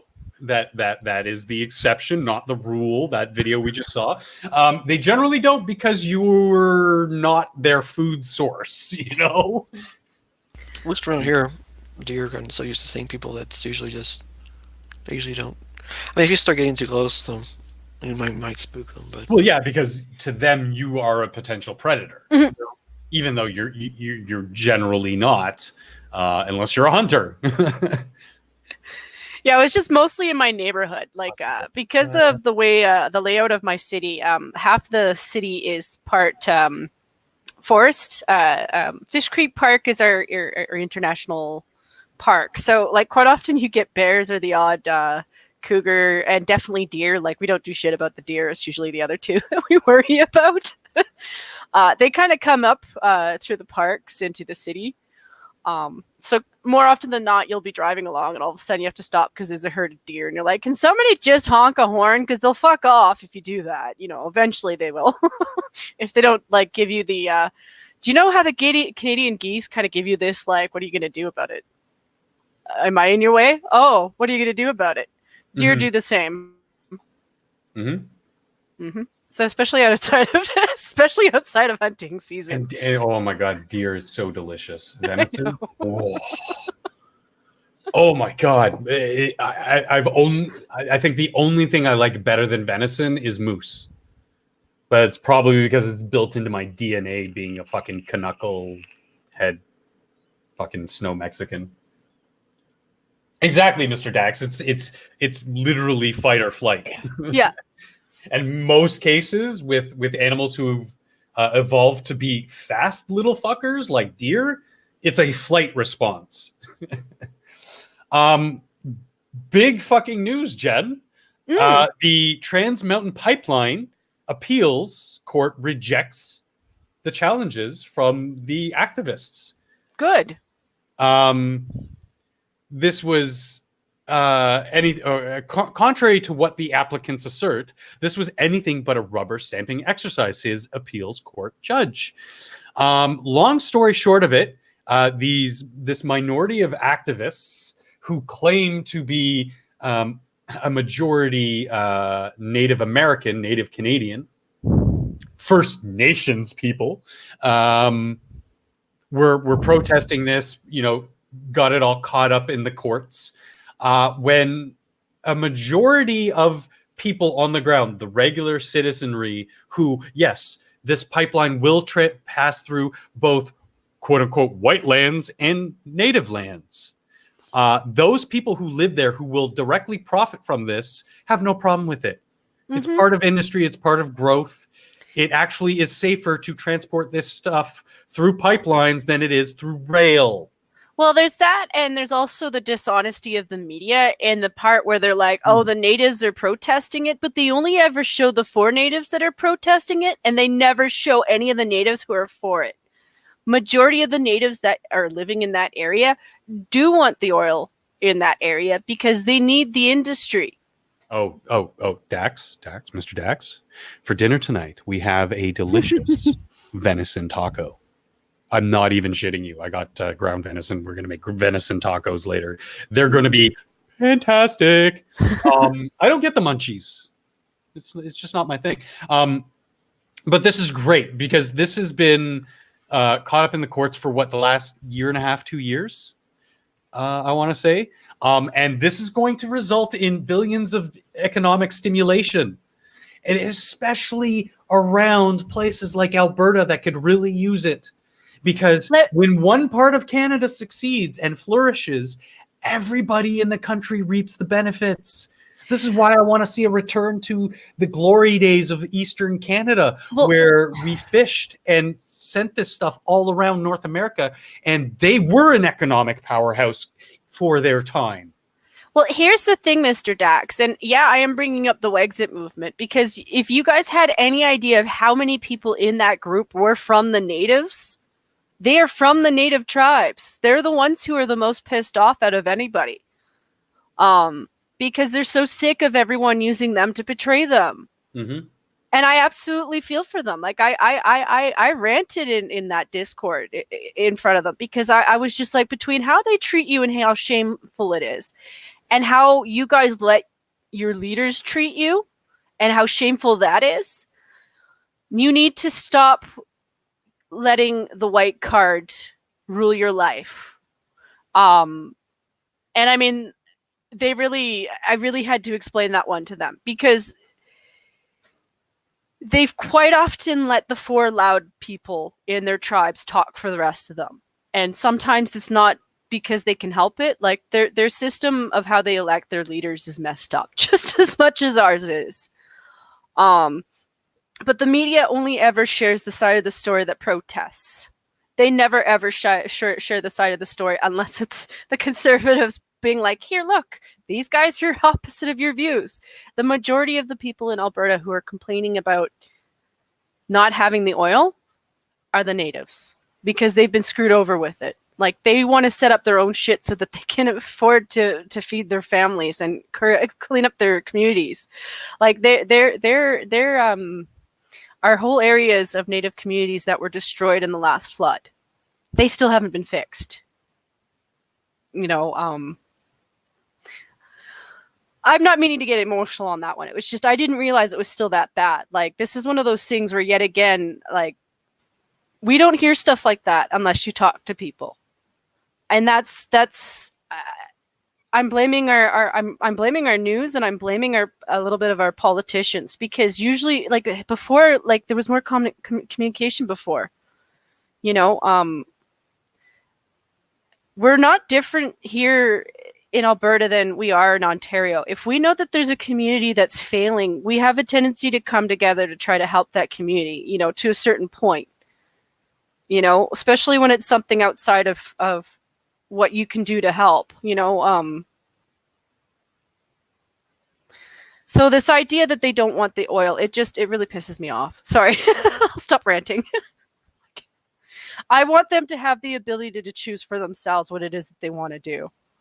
And that's why I want them to have the oil, on their land, to run what part they want to run, how they want to run it, as responsibly as they can. I want them to have the ability to tell the government to fuck off, and environmental groups to fuck off, and to tell manipulative politicians to fuck off, and the hippies who really don't have their best interests at heart. I want them to tell them to fuck off too. Now everybody else who just wants to get along with them, you're okay. If they don't have the means to be economically independent, they're just going to continue to be serfs for the leftists. So you gotta choose. I They know, want to be a right? serf or they want to be free. Yeah. Right? Sorry, I had a little mini chemical spill of my own that I just had to quickly clean up. So Okay. that's why I was just letting you go off, because there's nothing. I mean, I pretty much agree with you on all of that. And Frederick, like here in Canada, it's not even just the left. That's the biggest problem with our political system right now. Is even the conservatives are touting Later, James. these. Have a good night, dude. Thanks for stopping by as always. That they're doing the same. They're using the same tactics as the leftist Liberal Party and NDP are here. Excuse me. They're just less as overt with some of the more social justice-y stuff, even though they still placate to the same groups. It's really we've got to stop. We don't have to stop listening to vocal minorities. We just have to stop acting based on their claims and assertions without, clear and present evidence. Like I've said several times now, Jen, like we no longer talk about pollution. Pollution, waste is now becoming a talking point of Republicans. That's weird because that's been coming up probably since the first time Trudeau was elected, because the thing with the oil, one of the counterpoints to Quebec not wanting us to run our pipelines through Quebec was, the dirty oil thing. Well, when we looked into what they were putting into the St. Lawrence River, we were like, really? You care about the environment when you're doing shit like that? And that's where that's coming from, because you look at Vancouver, and then you look at Victoria, and then you look at Ontario, and like maybe Toronto. I don't know all the cities, but we all have problems with our own pollution. Yeah.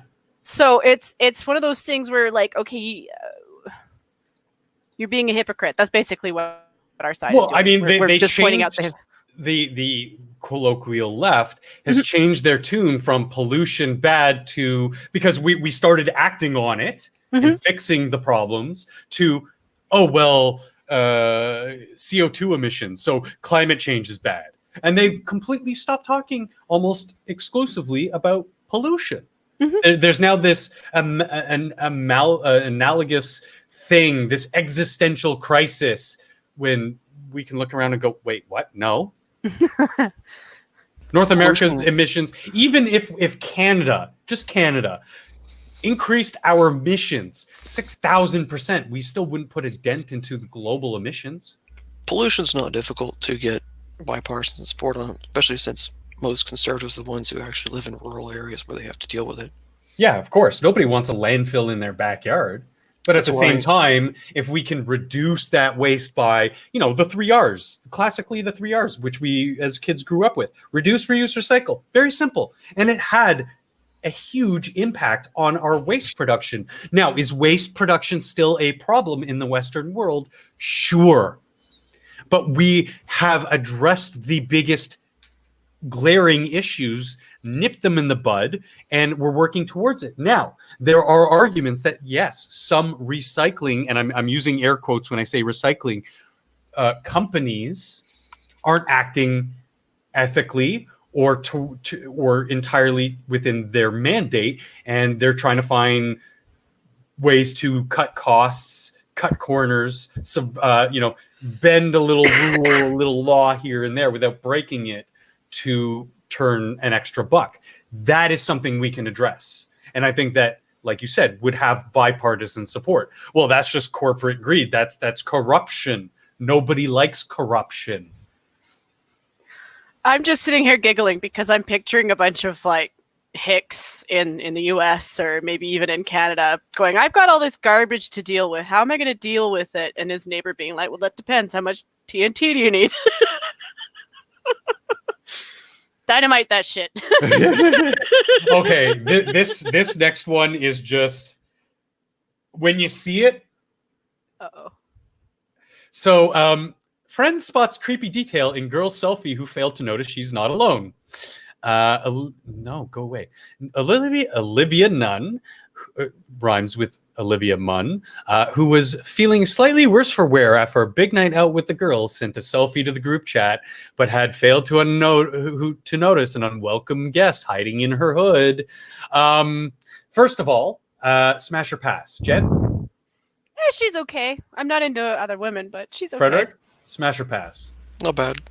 Okay, I'm gonna say a pass. She just looks far too done up. You can see in the next photo, it's all fake. Almost everything about her is fake. So this is the picture in question. Let me know when you see it. Do do do do do do do do do do do do. I have no idea what I'm supposed to be looking at other than the face.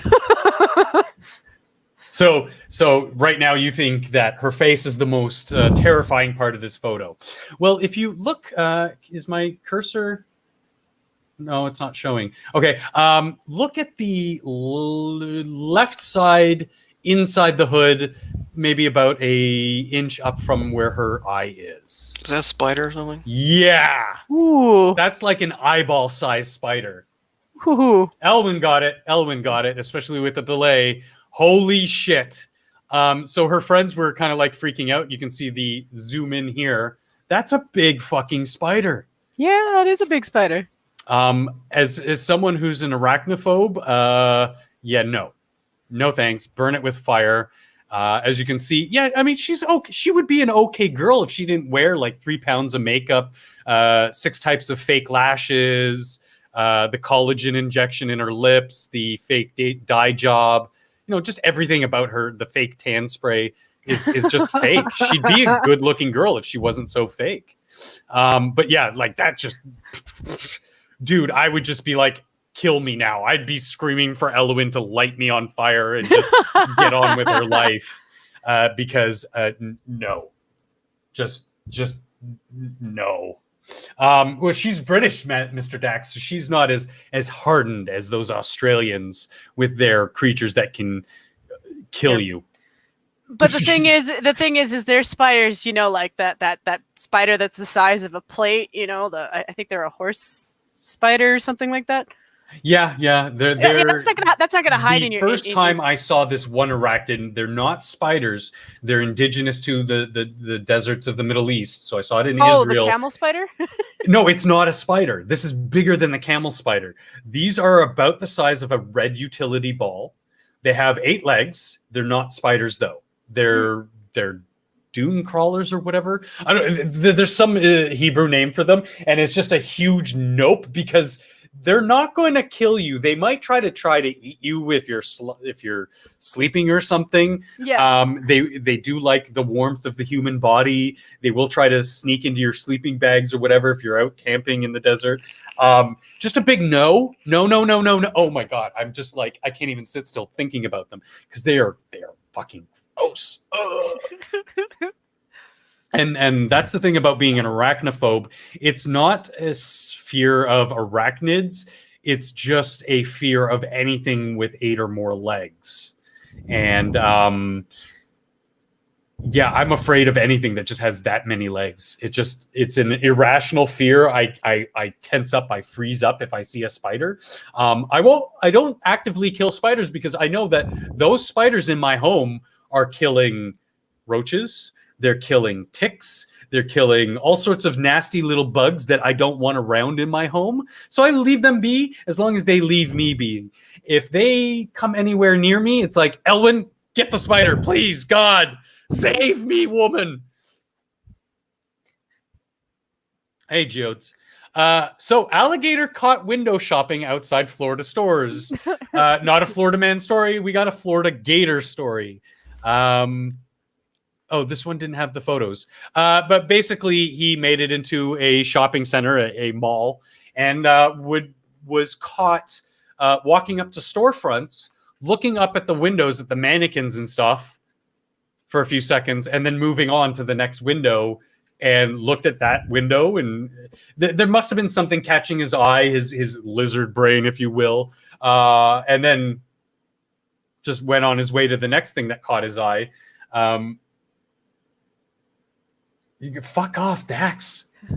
I just thought it was a hilarious story because normally it's Florida man, but this was just Florida gator. Oh boy. I think every Florida man needs to have a pet alligator named Fido. I never said that, Shio. You didn't hear me complaining the other night. So other really big news that I think is going to be a big win for people. A big win for people is Zuck's saying that Facebook tried being the gatekeepers, if you will. They tried playing ball with the social justice warriors, realized it was killing their business because they are the vocal minority by a long shot, and wants to avoid over regulation of his product by saying, you know what, no, we're going to adhere by the First Amendment. We're going to adhere by freedom of speech.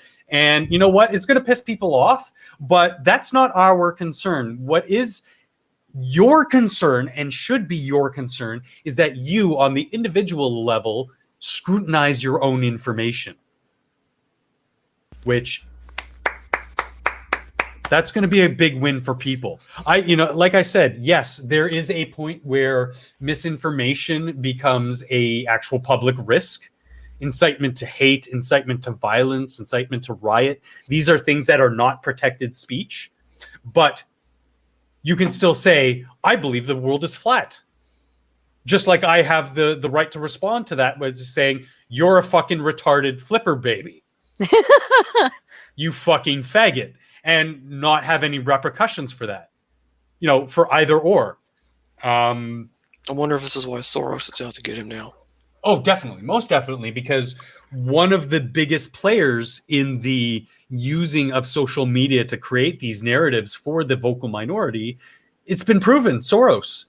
It's Soros-backed groups. You can follow the money and it all comes back to him. And one of the big reasons why the DNC is so anti-Bernie. Well, first of all, he's not a part of the DNC. He's not a Democrat. Second of all, he actively speaks out against their biggest backers like Soros. Hello, just follow the money. You can see this one evil person. I was about to say evil Jew, which I'm allowed to say YouTube because I am a Jew. He is probably the worst of us. It's like with Soros. Like, we're going to defend a capo who sold his own kind out to the Germans in the Holocaust. It's like, wow. Yeah. Just so he could survive. He made sure that hundreds of people were killed so he could survive. Yeah, it's one of those things where they always try to play the sympathy bone for him. And it's like, back when he was still a kid, yeah, he could have had that sympathy bone, when you're a kid, but he's an adult now. Oh, he's a senior fucking citizen. He's absolutely a senior fucking citizen. And to be honest, I think, even though his kids are just as shitty as he is, I think they should take over for him a little bit more. But, I question a lot more on why he made the decisions that he did back then, based off of what he's doing now. I don't think. Well, I think it's because he was listening to a vocal minority, and he thought that trying to identify and censor things that were too offensive, certain talking points like Holocaust denial, like. But it got hijacked by the social justice Nazis of the web, by trans rights, not being a thing, and these narratives that black people are still living in modern day slavery, like all these things that like he looked at that and he was just like, you're his quote, increasingly we're getting called to censor a lot of different kinds of content that makes me really uncomfortable. You made Lieutenant Commander Data uncomfortable, an emotional android uncomfortable. Way to go, you dumb fucks. As Sticks like to say, he's a Gen 2 synth. Yeah. Like he barely has skin. Yeah. So, I mean, I might not like a lot of the decisions he's made in the past, but I applaud this one because this one's huge. This one is him coming out and saying, you know what, guys, people, Americans, the world, I was wrong. Facebook was wrong. We're going to do better now because we realize we were wrong. Unlike Twitter. Or YouTube. Quite frankly, though, I wonder how much of this is just him being smart enough to realize the changing political tide of choosing the right horse if you want to make it out of the... Does it really matter if he's doing the right thing? I don't care either way. I'm just... I'm just saying existentially, it's a question to ask. Does that really matter if he ends up doing the right thing? I'm reminded of one of Dr. Godsad's talks of, you and I might come to the same conclusion through very different methods, but does the actions leading up to the same result matter? Not especially. We're not talking egregious things. Obviously not egregious things. Just, daily political and civil discourse. Like if you believe, as just now using a general you, as let's say a Bernie Sanders supporter believes that, yes, Wall Street is getting away with murder, to use the hyperbole. Now, me as a more liberal, conservative type, a more logical thinking person who wouldn't want, who sees that problem as yes, it's a very true problem. Now, he wants to tax it and then give that money away to everybody. I'm more of the mind of, I wouldn't be opposed to taxing Wall Street speculation, but I don't want to just give people their gibs. I would rather invest in infrastructure, in education, in giving the people the tools they need to succeed, teaching them to fish instead of giving them a fish. Yeah. Now, the end result of that taxation is the same. The way to get there, two totally different things. And I know I'm using this as sort of an outlier, but it is a opposing view of, yeah, maybe the end results are a bit different. Maybe it's a case by case basis, or maybe I'm just talking out of my ass with my personal belief that the ends kind of do justify the means.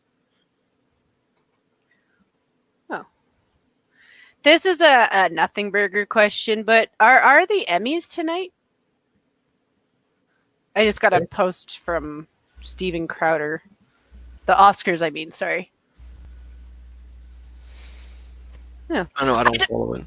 I only follow like the responses afterwards. I don't watch any of that crap because I don't really approve of grandstanding. Or rather, I don't give a shit about other people's grandstanding. But I know like the big thing with the Oscars is because of the Joker getting the 11 nominations. February 9th. Okay. So it is. It's Sunday. Okay, so it's coming up soon. Okay, so he's probably getting prepared for it then. All right. It's one of those things where like I've been watching it coming up, not because I'm going to watch it, but just because like the left is still really upset and butthurt over the Joker getting 11 nominations. And there was this rumor that I am too, but for very different reasons. I did not think it was like the end-all be-all film. It was probably one of the best for the year, but it wasn't one of the best movies I've seen in. It wouldn't even be in the top 50 of the last like 20 years. I don't know if 1917 counts as coming out in 2019. I don't That was think that so. war movie. Yeah, it's the World War I movie. That one was fantastic. Though, if we're talking 2019 movies, Ford v Ferrari was amazing. That was fantastic. Was it? Hi, Cryptic. Not I liked really. it quite a bit. Not Yeah, the really only in my reason, wheelhouse of, but I'll, you know, if I get a, no, if I get a recommendation from something, dude, I watch so much media, it's ridiculous. I'm like a fucking media sponge. So the I hate rumor, watching shit out of film and TV just so I can be informed to say, yes, this movie is absolute garbage. I watched the latest Terminator, which actually wasn't as bad as people were touting. It was still pretty bad. It was no T2, obviously, and it had very glaring problems, but it was still better in that it was just a mindless action movie. It wasn't as heavily social justice-y as people were like Dave Cullen kept ragging on about. It's like, you're beating a dead horse. I bet you haven't even seen this movie. You're just reading articles. Yeah, thank you, Shio. So apparently Private Division, who's one of the studios working on Outer Worlds port for Nintendo Switch, they're delaying it due to coronavirus impacting the Virtuoso team working on the port. To provide them enough time to finish development, we'll now be releasing the physical version on cartridge. Once we have a new launch date, we'll let you know. To clarify, the team at Virtuos is okay, but their offices remain closed during this time. We're working with the team to determine an updated development timeline. We'll share more regarding a new launch. Dude, first of all, sorry, not sorry, you play on a Twitch. Like, get a PC, join the big boys club. But no, that kind of sucks. I know a lot of people who work in the industry, games development, animation, that kind of thing. When you're working on a port, or you're in what most people know as that crunch period, to close even for an hour is fucking crazy. But to like fully close your office because of this coronavirus, that sets you back a long ass time. I don't know how many people in the audience or you guys know some like coders and stuff. When they're in the zone, you don't interrupt them. When they're coding, when they're recoding, when they're bug checking, all this stuff, don't bother them when they're in their zone. Let them do their thing. Because you interrupt that zone, it might be a few days before they can get back into that zone. At least that's just been my, experience with these tech people who actually work on this stuff. You know that feeling when you're about to type out a joke and you can't remember the word that you were going to use that was the highlight of the joke? Velcro. Velcro. It was Velcro. I was going to say to Cryptic that he should probably avoid underwear that's made from Velcro then. Yeah. Cryptic doesn't wear underwear, first of all. I know you code. Cryptic. So you can tell me, like, are you one of those types of coders that if you're in the zone, if you're fucking just banging out that code, don't interrupt you, right? Like, don't mess up with your momentum. I was a terrible coder, but that's just because I'm terrible with language. It is just a different type of language that I just never... I'm not a good language person. I'm a good STEM person. So since it's been a while since I've talked to you, Fred, and since we've kind of changed the topic to like more fun conversations, what have you been playing lately? Everyone that I know right now is pretty much either playing Ark or some kind of Star Wars-y thing. Really? For me, it's Ark and Monster Hunter. or that one. Right now, oh my God, I should show you a screenshot of my Steam library. It's like 10 people playing Monster Hunter at any given point. What are you playing? What are you playing? I know you were playing a lot of Civ. I can't remember what Civ it was, if it was 6 or 7 or something, but... Recently, if it's not been like Red Dead Online on my Xbox. Ooh, I want to play that. Yeah, I've been actually enjoyed it quite a bit more than I thought I would. It's a good game. Of course, it's got the kind of... It's not like the height of the Wild West, because it takes place like in the 1890s, so it's all kind of starting to fade away, but it's still got the feel. So like you can still get all the nice Wild West weapons. But then again, you're also starting to get the modern stuff like the bolt action rifles, the Mauser broom handle, and whatnot. But no, like that one just looks so beautiful. Like I remember I was watching Monkey. Monkey, and then Satsu did a little thing on it, and it was just it really does give you that feel of the background scene too. Like I remember going to archery shoots and looking around and seeing the mountains, and like watching that game kind of put me back into that place. So I liked watching that that aspect of it. But be like on the PC though, I've just been playing like the Paradox strategy games or Fall New Vegas and whatnot. Okay. And one of these days I'll have money and I will get the Fallout. I don't know. It's one of those things where I keep meaning to try GTA 5 for the online I got stuff. so bored of that game so fast. That's the thing. Like, it's an older game too, so but it's just They're still putting out content. They're consistently putting out content and stuff to do, whether or not you like it or not. They're at least putting stuff out, so they're keeping up with the game. But I just got so bored so fast. Well, did you hear news about Rockstar? What's that? The co-founder of Rockstar left the company. Ooh. Oh yeah. Lead writer. Which is big news because he was an integral part of a lot of their big projects. I would big imagine. projects. Yeah. So we'll see if the quality maintains. Anything else you've been regularly dipping into or have come back to recently, gaming wise? Well, like I was starting to come back to Fall New Vegas because I've been playing on the Xbox quite a bit because of my friends. But it was a Paradox game, World War II strategy that's supposed to be getting an expansion or DLC at the end of this month. So I'm looking forward to that. Nice. See, most of my experience with that game is through Neeps, and all I could think of is Apsro doing the Mad Cop scenes where he plays as a guy running around in a cop uniform. He's always angry, so he's just like, "Ma'am, I don't care about your Pokemon game." Starts beating the shit out of her. Sir, you cut me off. Do you know what happens to a guy who cuts off a police officer? Proceeds to beat his ass. It was great TV time. It's one of those things where I am shilling for a group of guys who are doing a lot better than I am. But honestly, anytime you want to watch a game, if they've done it, you should watch it. Don't watch them for tips, though. They do not play games with the intentions of giving you tips. They're just there to entertain you.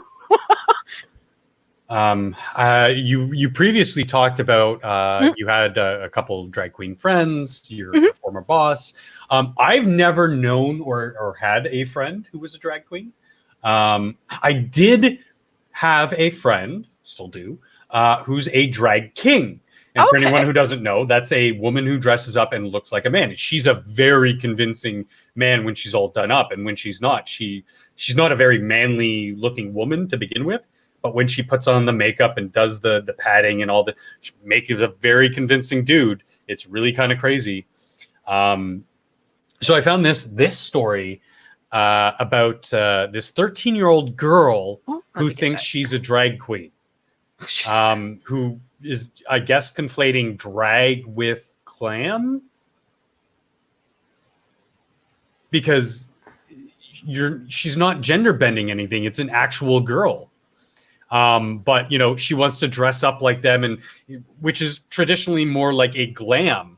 She wants to be glam and have all this fun stuff and whatever. He's the drag queen. I didn't hear you complaining last night, Shio. So there you go. Like, she's a fairly normal looking girl who thinks she's a drag queen. The biggest problem I find with this, not that she does this is fine. You want to play dress up and play a role of being glamorous and fun and eccentric, sure. But she hangs out with the likes of Susan B. Anthony. I haven't heard of her or him or whatever, but Lady Gaga and Lactatia, who we've seen stories of just downright child abuse to these people, treating them like sexual objects. That's where I draw the line at this type of stuff, because I've said it before, I'll say it again. Children are the only protected class in a modern society. They should be, and they are. The only positive thing I can say for this is at least he's hanging out with kids his own age. Sure, but they're very disturbed, abused children. So but it makes me think, like, do these other kids, like Bracken, the kid of the story, and this Susan B. Anthony kid, who I haven't read stories of abuse and stuff about, are the stories we see from Lady Gaga, Lactatia, and whomever,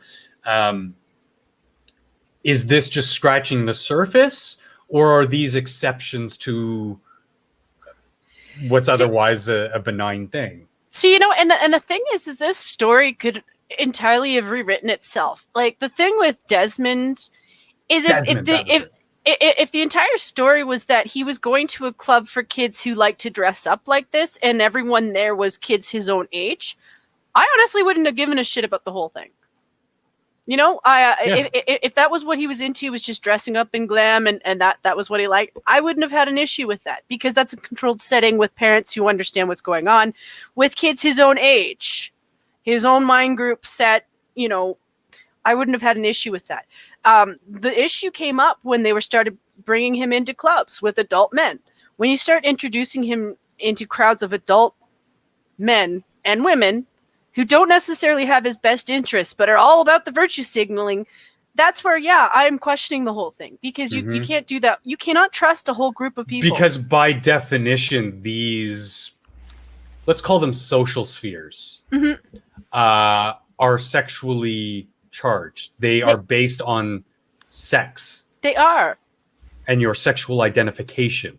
And this is stuff that we don't need to push on children. Yes, we can educate that these things do exist. Homosexuality, drag, transgenderism. These are exceptions to the rule. These are, and this is not, abnormal is not a bad word. These are abnormalities within the greater human genus, but they're not to be demonized.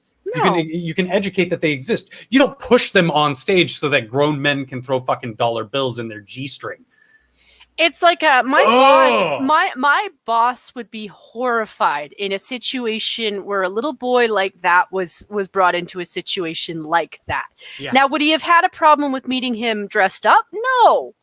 It might be a little bit awkward. He might have to behave a little bit different as an adult.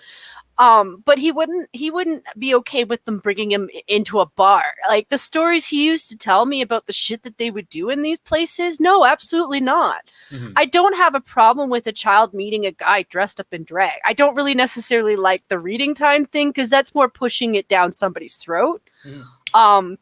And I don't think that's a good way to introduce somebody to your kids. It's one thing where it's an awkward meeting, and you're just explaining the situation to a child who might not understand, so the child's not scared. Mm-hmm. I don't have a problem with that. And it's a fine line, teaching them the difference between, realities mm-hmm. and pushing an agenda on these kids. Yes. Again, one of the big reasons why Wynn was ousted so fucking quick and so fucking fast by so many people was they were pushing this type of agenda through the education system. Mm-hmm. And liberal voters, conservative voters alike said, no. Anyway. Mm-hmm. And the NDP did it to us too. Like, we weren't completely unscathed by it. So I'm going to leave the choice up to the next one to Frederick. Do you want basic bitch ATMs or you don't say?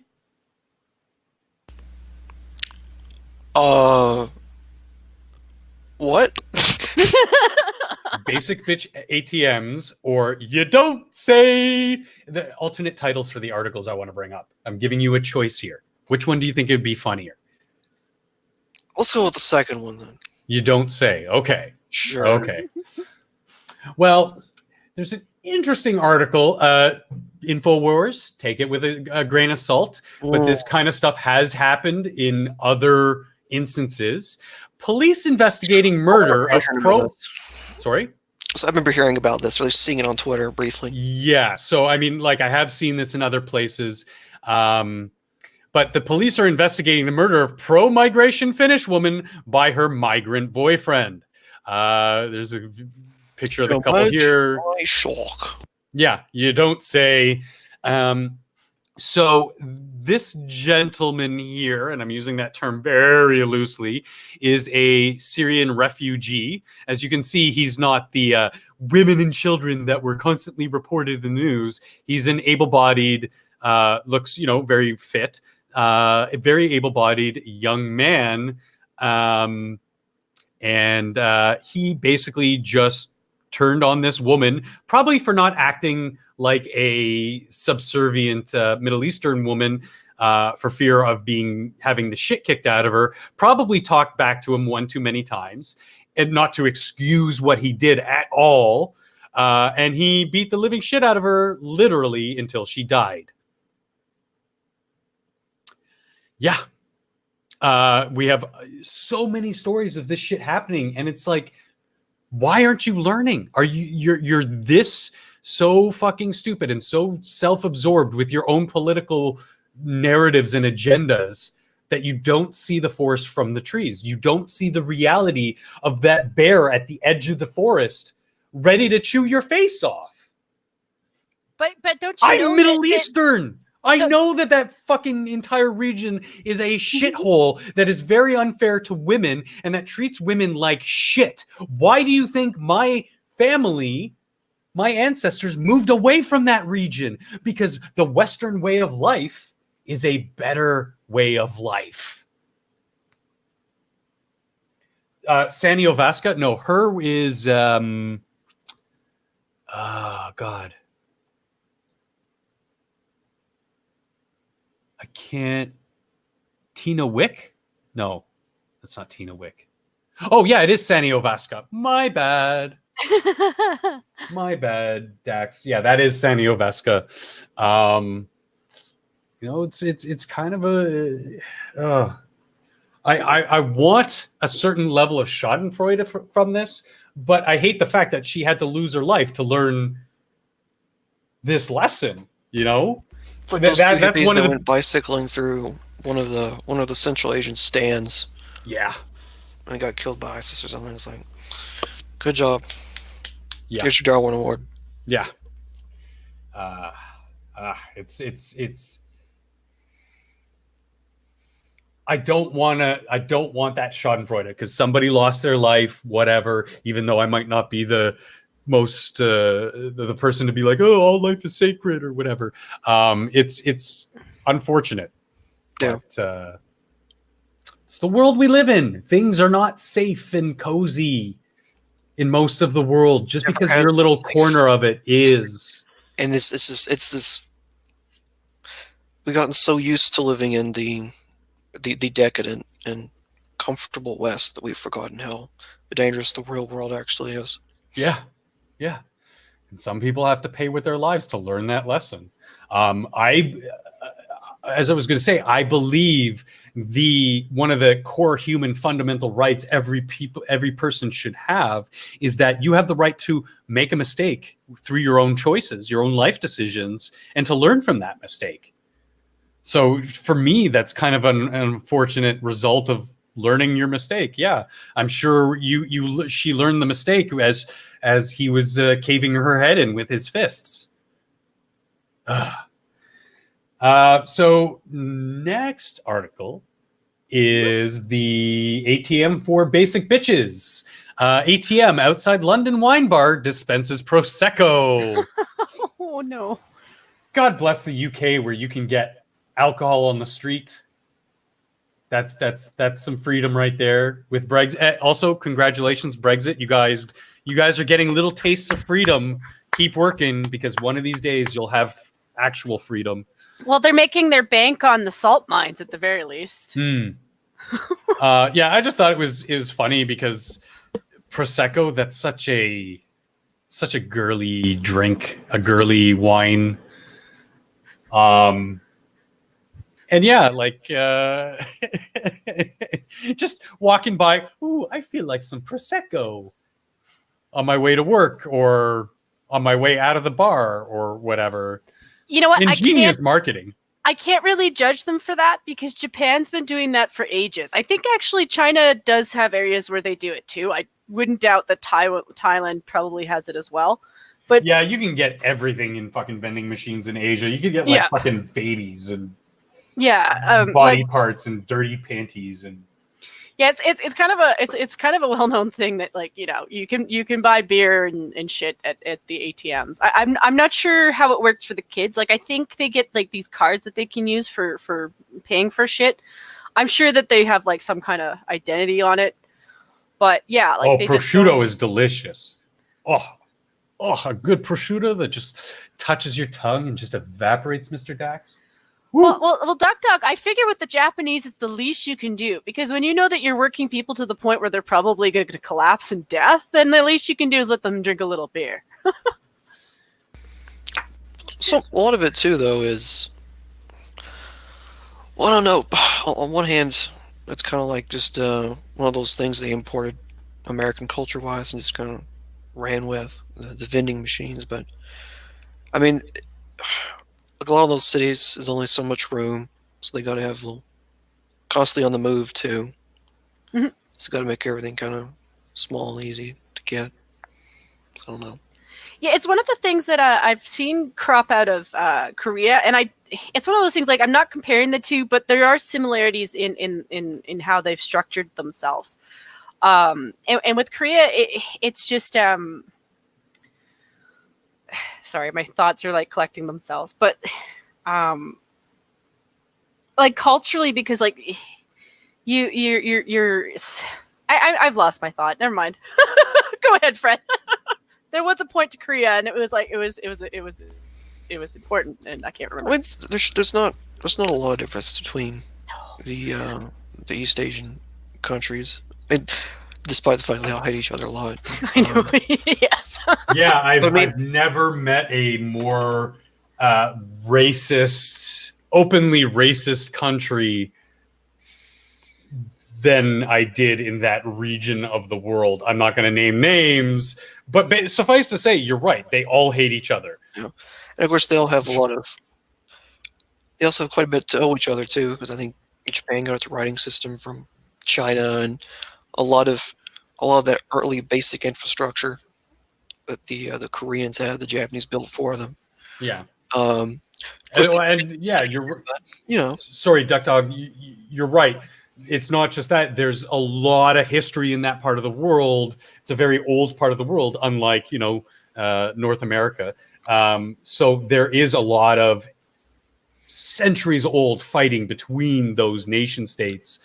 It was up until, I think, a few decades ago that Korea's actual Capitol building, where they kind of did everything out of, was not like where the Japanese government used to run the colony.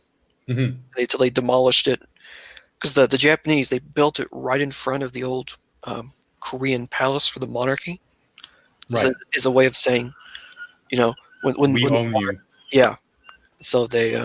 We will always be looking at your top officials. Yeah. Kind of expanded the palace back out to what it was supposed to look like. So there's also go ahead. Yeah, go ahead. No. I was just. I was just going to finish off with like there's just also a hell of a lot of blood between all of them. Mm-hmm. Like, and it's one of those things, I understand that, but that's it's almost like people are tribalistic like that, and when you have groups of people who have spent centuries, if not millennia, right next door to each other, constantly fighting, there's going to be issue. Yeah. You can say the same things about the Middle East. Syrians hate the Iraqis hate the Iranians hate the fucking Jews, the Jews hate the Syrians. It's just, I mean, the Jews are the new element to that region, like with their own state, obviously, or their own country. The hatreds, though, have been there for. Everybody hates the Turks, and then everybody hates the Turks. Or Africa or any part of the world. it amazes me that when you look to more westernized nations, look at, as much as I want to hate the EU, look at how well those Western nations, for the most part, get along together, even with more recent bad blood between them. The French and the Germans, they work together now. The look at the UK, look at North America. You know, we're not fighting any, like, we had a fight with America. We're not fighting anymore, really. The Scots, the Irish, they fought the Brits. They're not really fighting anymore. They're working together to better themselves as a whole. Yes, Canada and the United States aren't one country like the UK is, but we're the same continent. We're literally attached at the hip. And what are you going to say? I was going to say, like in the case of the French and Germans, it's interesting because one of the prerequisites for the German reunification after the Berlin Wall fell was the Germans essentially taking on the euro and binding themselves to the hip of France, because the French, there were enough people in France that still remembered the Second World War, and they were a little nervous about the idea of a Germany reunifying. So yeah, keeping a little bit of a check and balance in place, but also to grow both sides as a symbiotic entity. Yeah. And again, it boils down to doing away with the old hatreds, even though it was sort of just a check and balance, because out of fear, you know, let's not mince words, they were afraid that, Germany would rise up again, and they did not want that. Because the funny thing too is you keep going back and forth, because it's like the Germans were so militaristic for so long because, like, in the middle of the 17th century, pretty much everybody used Germany as the battleground of Europe, and they lost like a third of their population in 30 Years' War, and then even when they were more tribal, Rome encroaching on Germania, into what's now Austria. You know, the Germanic people, they have that history as well. Yeah, and this kind of ties back to some. I can't remember if it was like some kind of Brothers Grimm movie I remember seeing some time ago, but it was just like it opens with such a funny crawl, because I'd grown up watching World War II movies, and the crawl was like in French-occupied Germany, because people forget that there was a time when France was on the cusp of conquering Europe. So that was what the German nationalists immediately came out of, was the French conquering Germany and destroying all their great institutions. It's like, never again. And yeah. You know, in a big just switching gears again, who the fuck cares? You're not that important. Author Stephen King quits Facebook directly because of what Zuck said. Yeah, because obviously, as anybody who knows about him, I'm a huge fan of his earlier work. I loved his writing. As a person, I think he's a terrible, terrible human being. You got to have that separation of art and artist. It's amusing how quickly he caved recently, because he had that little comment about how you should always choose how he focuses on not on like superficial features, but like on the content of the character or whatever he's trying to design. And then immediately Trump's in office, and he's like, "Orange man bad, orange man bad, orange man bad." Well, he made that comment like just like a few months ago. Like it was some offhand thing, I think. No, I think it was closer to. Oh no, but there was a thing that happened just recently though. Like I know for that. I know he's been in the news a couple of times. Yeah. I don't disagree that he's acting very hypocritically, but it's like he made the comment, and two days later. But I mean, his whole quitting Facebook, and he's trying to delete the page of his and everything was because that Facebook made the statement. Zuckerberg made the statement that we're not going to censor anything. We're going to be a free speech platform. And users have to differentiate what is fake news and what is not. We're not going to be the gatekeepers anymore. And he took such offense to this. He's acting, like a whiny little bitch, like Bill Maher, like Nancy Pelosi, like all these big names now from that side of the political spectrum. It's just like, and at the end of the day, it's like, who cares? Don't let the Facebook door hit your ass on the way out. You're not that important. You're a celebrity because you're an artist, just like all these actors who come out. I don't care if the actor, actress, whatever comes out against things I believe or for things I believe. Shut the fuck up. Nobody cares. You have a platform bigger than the average person. Shut the fuck up. Do your job. I know now what you were talking about, Fred. It took Mr. Dax to remind me and jog my memory. But yeah, so not that long ago, he made a tweet about equality over diversity. And I remember what he was talking about. So he was talking about like actors in his movies. He's really not concerned about how they look so much as how they do. And that's basically what he said. And he got flack for it because he was saying like he'd rather have diversity of talent than diversity of appearance.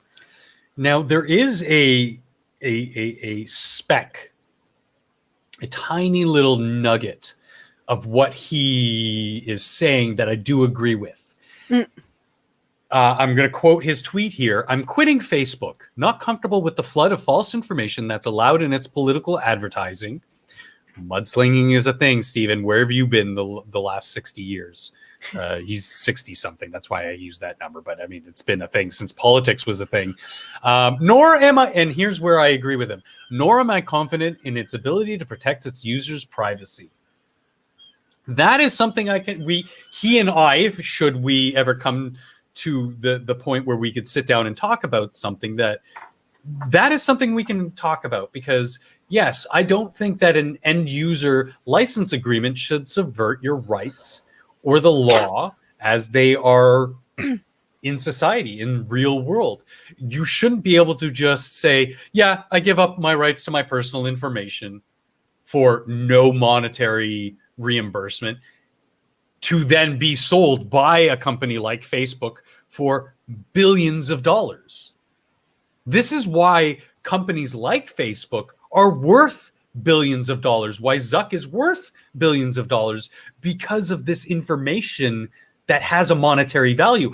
And this is where I have a big disagreement with a majority of Republicans and saying, well, this information doesn't have any value. Really? Then why is Facebook worth billions and makes billions each year off of selling this information if this information does not have a value, a dollar value to it?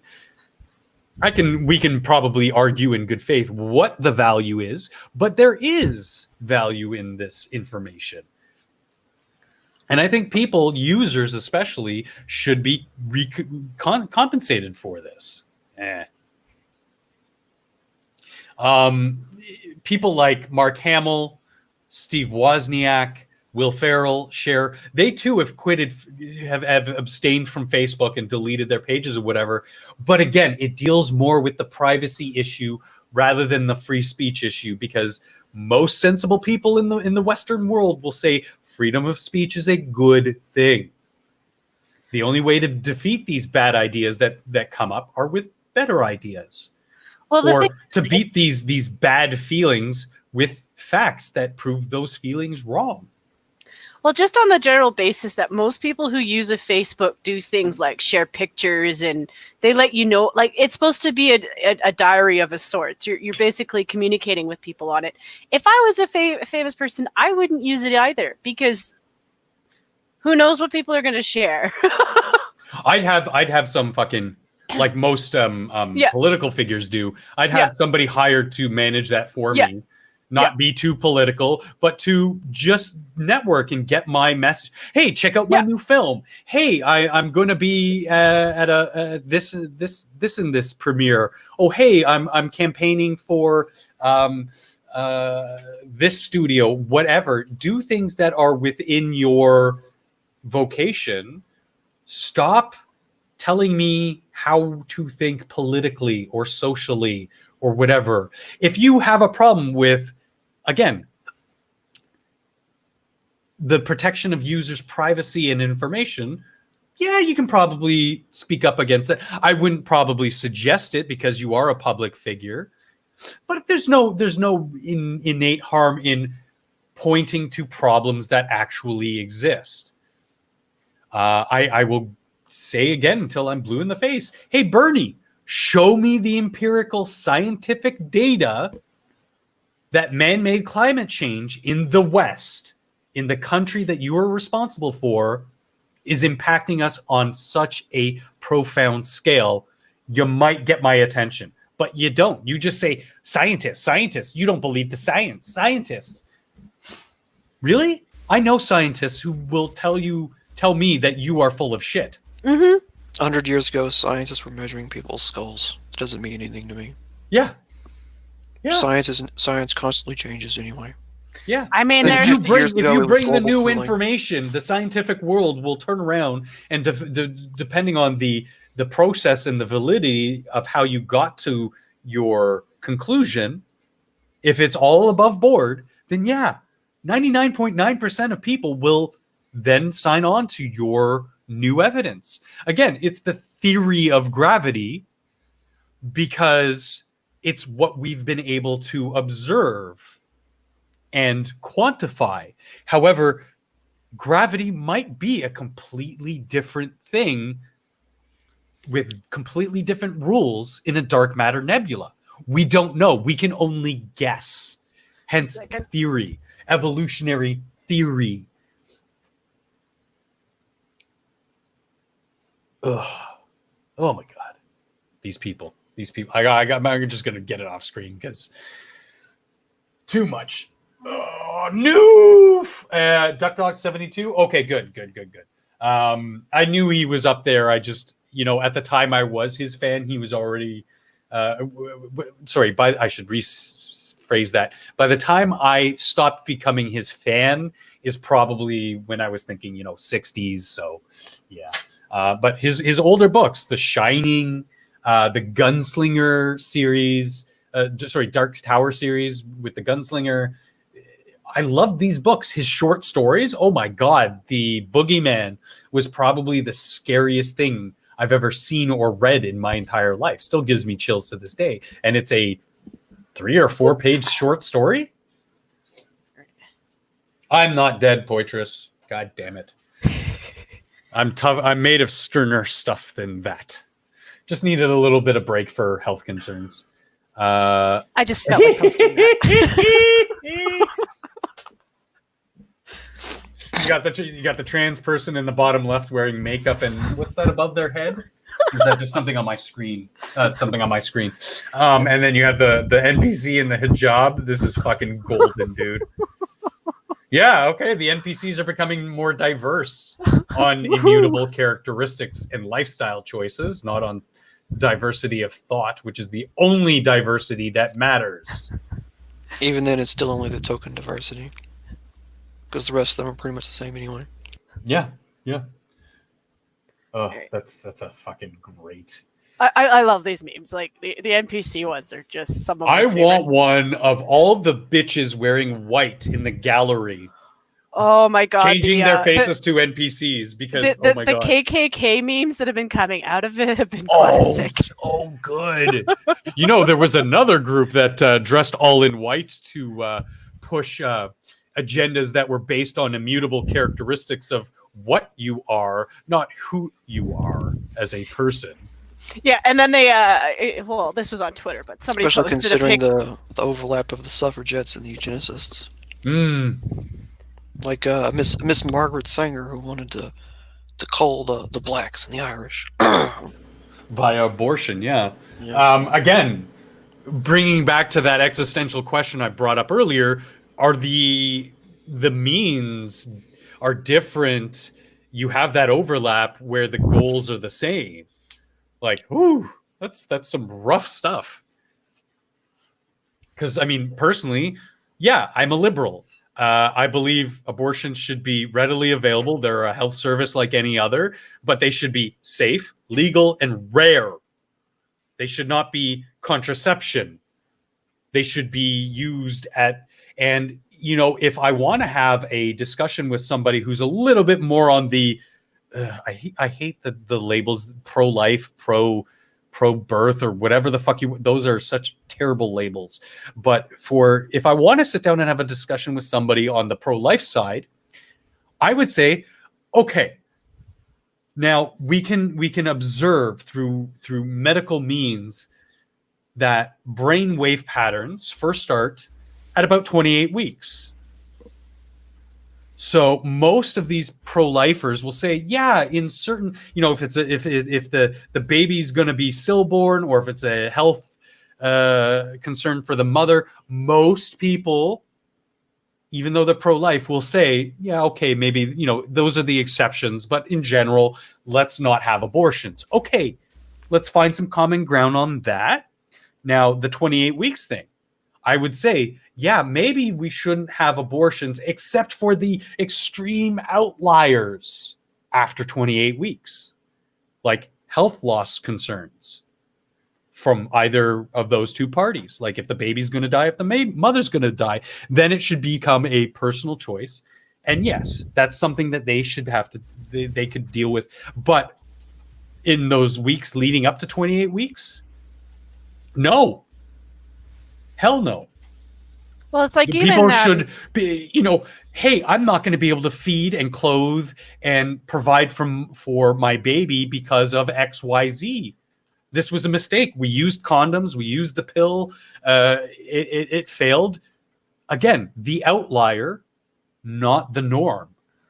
Well, it's like even in that, like say with the feminists, they'll bring up cases like, oh, well, what if there was rape or incest, and you're sitting there like, okay, so you realize that you had time before it got to 28 weeks to do shit, right? In most cases, yes.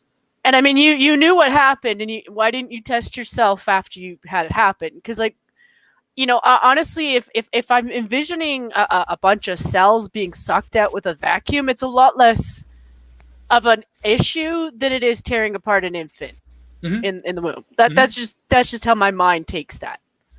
And I mean, that isn't too, I mean, those are practices that certain organizations used, but that isn't, I would say that is not ammunition you can use on the principle, the political acceptance, the social acceptance of abortion as a thing. Because I've met people who are so pro-life that they don't even think that abortions, even with these outliers, these exceptions to rule the overall rule, that they would say no abortions whatsoever. It is affront to God. It is immoral, whatever. And those are the types of people I look at and go, you sound just as crazy as the feminists who want abortions on demand no matter what. Mm-hmm. As the lawmakers in New York who said, yeah, up until the point where the child is fucking named, you can abort it. It can come out of your coochie tomorrow and you can abort it the next day. No, you people on both extremes are insane. This should not be a thing. This should not be something. This should be immediately shot down by cooler heads, by more logical voices, and get down to the little bits of it that, yes, we can debate. Because most people will agree abortion is not immoral, but how it's being implemented, some of the procedures, yes, I'm sure we could find very common ground. I've watched some of those procedures of, the vacuuming and the tearing of later stage fetuses apart to pull them out. There's the joke of the coat hanger, mm-hmm. Maybe we should be developing more, you can even get chemical abortions where you take a pill and it will cause your body to flush it out. Those, I think, are more moral than tearing apart a developing fetus in the womb. Can we find common ground on that part? No, because how that works is you're actually like dissolving the infant from the inside. Like, I understand what you're saying. Like, no, you're basically causing the woman's body to reject the symbiosis and flush it out like they would a period. You're basically forcing the woman to menstruate. Yet again, I would still be looking at like, well, how far along was she? Because no. We can't. We're simply talking about the morality of the actual physical procedures. Which one would be the best? Or if we can think of something new, develop new technologies, maybe something like an ultrasound that would prevent the pregnancy. Anyway, the other morality, I'm just saying maybe on, yes, taking a pill and forcing a woman to have and generally happens very early on. Plan B is something of an offshoot of that, a progenitor to the the anti-birth pill. See, it's like everything to do with that. Like, I see where you're coming from. I know. It's It's a very complex thing that you have to pick apart layer by layer. I'm just saying, I'm just using that as an example where two people, you and I, with very different views on a hot button topic like abortion, could maybe find common ground in saying, okay, these procedures we both agree are immoral and disgusting. These procedures, maybe we can see them as being less disgusting. Now we can talk about the next step. Okay, at what stage of pregnancy is the hard cutoff line, if there is one? Do we both see that there's a hard cutoff line? Okay. Do we agree, and peeling back these layers and first, like Crowder does, we have to find common ground. We have to come to first of all, we have to come to the table, choose to sit down with opposing views, the diversity of thought, and see, okay, where do we peel apart the layers, find the common ground? Okay, put that aside. This is the pile of stuff we can agree on. Now, let's address the issues that we don't agree on and see if we can peel apart those layers even further and see, okay, you don't believe, Jen, that just as an example, you don't believe that abortion should be any kind of an option after 2 weeks. Okay, that's your stance. I personally disagree with it. I think it should be 28 weeks. Now, Jen, why do you believe 2 weeks? Okay. Now, why do I believe 28 weeks? Okay. And so we're making some kind of progress in our dialogue by just identifying where we specifically disagree with one another on these topics. And you know what? It's not to, at the end of the day, have a complete consensus, but at least to strive towards a more accepting public view that can be, I don't want to say drawn because that's too hard of but squiggled in between us that say, yeah, we do see a lot of commonality, and maybe we can come together with our differences to put public legislation in place that is down the middle, that we can both have some wins, both have some losses, both give a little leeway, but at least come to a viable solution. Because right now what we're having is post-birth abortions being responded with 0 abortions regardless of the circumstance. And I don't think that any of us here would agree with those types of stances on either side. I think my real issue with abortion isn't so much abortion as so much as everyone acts like that's only the ever solution. Or when it comes up, it's always well, every other solution is shit. And I think that's the real problem I have with abortion. So say we didn't treat people in foster care, like children in foster care, like shit. And we didn't teach kids growing up that, say you make them, say you have the misfortune of getting pregnant. You did all the shit you were supposed to do. And you know what? None of it worked. You still got pregnant. Oopsie. Yeah. Oopsie. I don't understand why we can't actually have the conversation about improving the lives of the kids who could be born out of wedlock and have a good life if we actually provided them with one. It's actually that really pisses me off. Because the thing is I feel like that side of the conversation, if it comes up, it's usually the side going, oh, well, as Christians, you only care about the kid not being murdered in the womb. You don't give a shit about them outside of the womb. And it's well, no, they do. It's just that we also know that say Planned Parenthood gets how many billions of dollars for abortions? Less so now, yeah. But yeah. No. And this is what I was saying, and using this as an analogy on things that we would agree on, even though we tend to have a very opposing view on a topic like this. And this, the overarching point I'm trying to make is that there's too much tribalism and not even coming to the table to talk about it. And that's why I gravitate to a lot of traditionally conservative commentators like Crowder, because they are above that pettiness. He's a comedian at the end of the day. So yeah, he's going to make fun of liberals and the left and all this. And, you know, there are topics that I don't agree with him on, but there's much more that we can agree on. And to even just have the respect that, yes, you are having the discussion.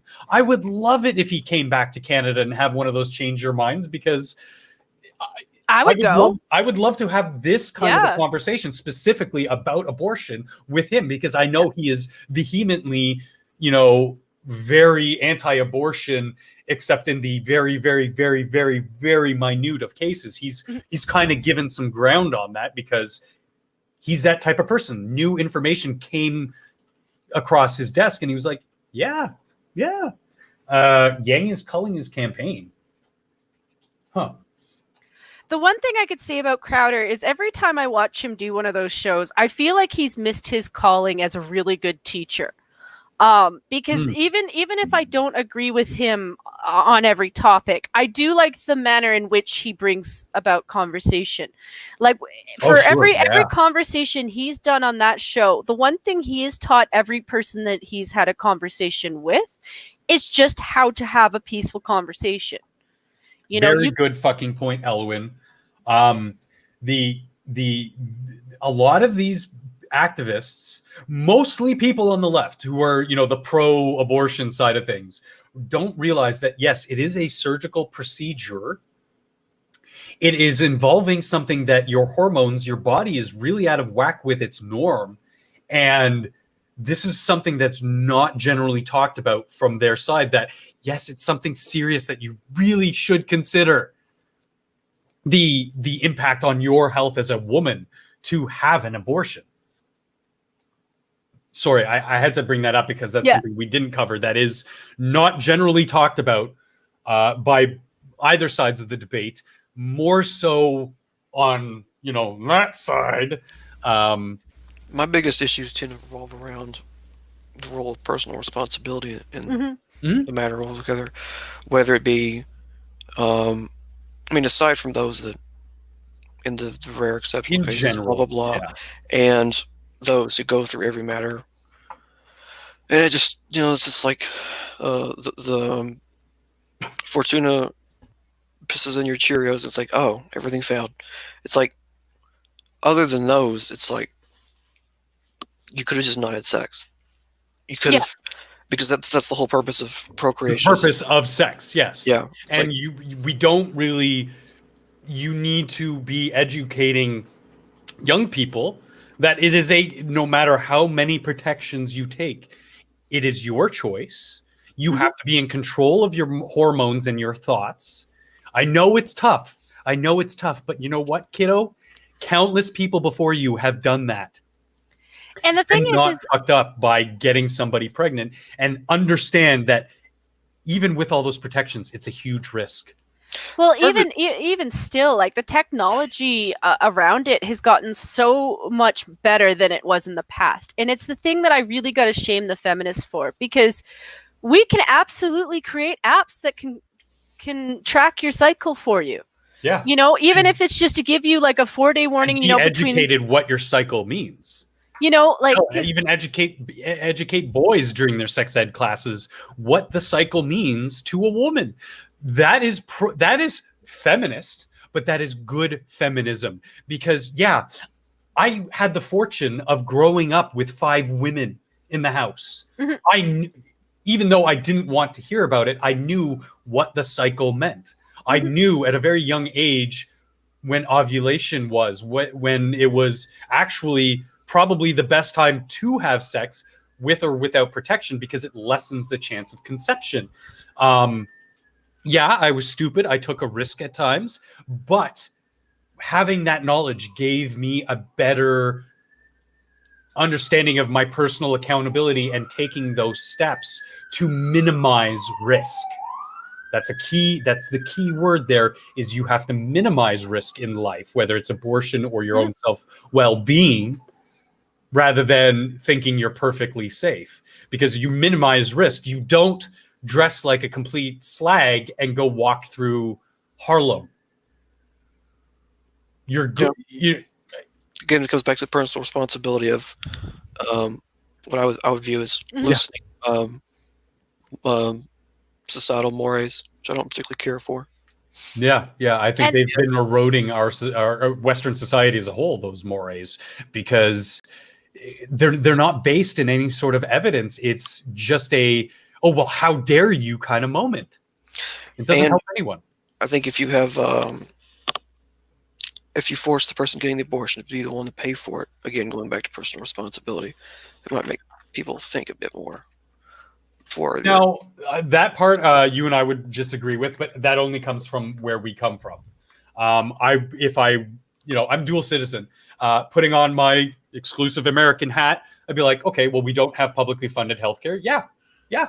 Either through charity or through your own pocket. You're going to have to pay for that abortion. It should not be on the public dime. Here in Canada, we have, Bless you. excuse me, a little froggy in my throat wanted to come out.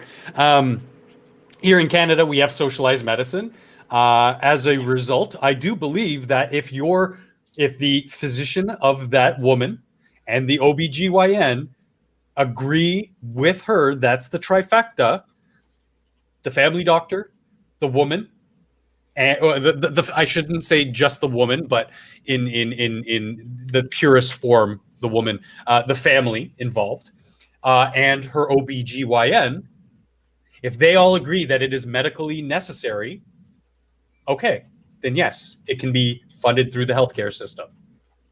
Individual basis, both doctors are saying, hey, this pregnancy is going to be a health factor, health risk for the woman who's pregnant. Okay.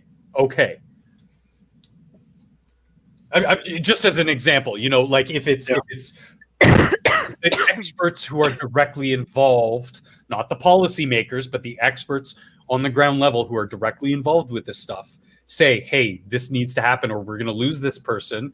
And it's their choice whether they want to give their life to have this baby or to end the baby's life to save their own.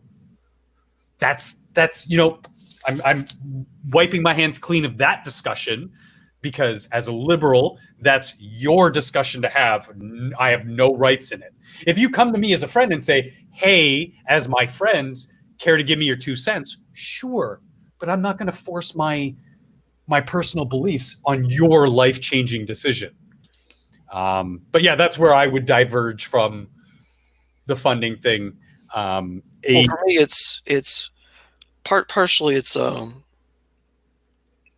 moral thing, because I'm not particularly fond of abortion, but more so for me, it's no, I can respect along that. the lines Your of mind. I mean, don't feel I'm not going to judge you. For me, it's more along the lines of the welfare being essentially something to be used and abused, so it's best to cut it back. Yeah. Oh yeah, definitely. Well, that's we're finding common ground, And so if you force it to be privatized, you make people take their own responsibility. Oh yeah, And especially financially, which is a huge motivator for a lot of people. See, that's where I was coming from also with the abortion thing. It's like, okay, it's one thing if you're low income and it's the first time and obviously shit happened. Underage. Like I said, it's a basis to basis, obviously they tried to fix it, they tried to prevent it. Not enough, obviously, because they had sex, but and this is a 16-year-old girl who had sex with a 16-year-old boy. They had an oopsie. Oops. It's the repeat factor where I'm just like, okay, you guys have to stop using. Comes around at 20, and then 24, and then 28, and keeps having these abortions. Yes, at that point, where I would say, yes, it would be the onus would not only be on her as a personal accountability. I think we all agree on that, but it would also be on the onus of then her, if she keeps the same GP, that her doctor is signing off on this constantly. Then maybe we have to, the Canadian Board of Doctors should look into that doctor and say, well, why do you keep prescribing or signing off on these abortions for this repeat offender. This should be again safe, legal, rare. Yeah. I think that's the biggest thing that a lot of people on both sides of the argument will go to as their divine Sometimes. spirit. If they're rational. Yeah. It's like More moderate of as far like, as the even in the most extreme cases, rarity. as far as the morality and legality of it, I guess I take a somewhat different stance than a lot of conservatives regarding abortion. Is that I'm pro death penalty, so I clearly don't have a problem with the state putting people down. So be a little hypocritical. I didn't have a problem. Me too. And that requires believing in a legal system that would treat that beyond a shadow of a doubt. Yeah. If there is any doubt, then yeah, maybe that mass murderer might not be put down. We may have to lock him up for his lifetime until he dies of natural causes or what have you. But no, if it is clear and evident, and there's no shadow of a doubt that this person is a massive threat to society, then yeah, put them down for the most egregious crimes. Rodney Reed should have been put down fucking 10 years ago, not had his execution stayed. This guy's a fucking rolling back into serial rapist, murderer.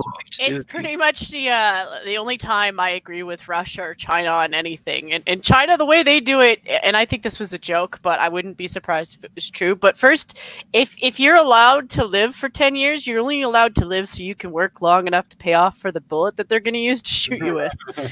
Whereas in Russia, they just take you out back and they just shoot you. Well, rolling back to you're talking about better ways of doing abortions. That's like part of the reason why I'm actually in favor of going back to some of the older, more tried and true methods of execution as opposed to the lethal injection. Because as far as I could tell, it seems to me like you're better off just putting a bullet through their head or doing a guillotine instead of actually using the poison in the needle. Yeah. And a bullet's cheaper. So yeah, firing squad, 12 rifles, 12 men, 2 bullets. Then we'll talk about hanging too. There was a time when they actually made a science out of it with the way the news would work. The velocity, the height at which you drop, so that it is its most effective and thus most humane, because you're ending the life in a heartbeat as opposed to prolonging suffering by hanging there and choking to death, strangulation. Like that's a pretty gnarly way to die. Yeah. And, I will say that, yes, historically, communities made that a spectacle, a public spectacle. I don't agree with that. I think that, yes. I know. I know. Trust me. With the not so, some of the not so nice parts of Jim Crow. Yeah. No, definitely. Oh my God. It was just, no, let's not. We can learn from history and take the good without throwing the baby out with the bathwater. Although I'm not opposed to the idea of bringing back public shamings, though. Oh, shaming I think is a good thing. Like have someone, in the little cuff thing, and you throw rotten food at them.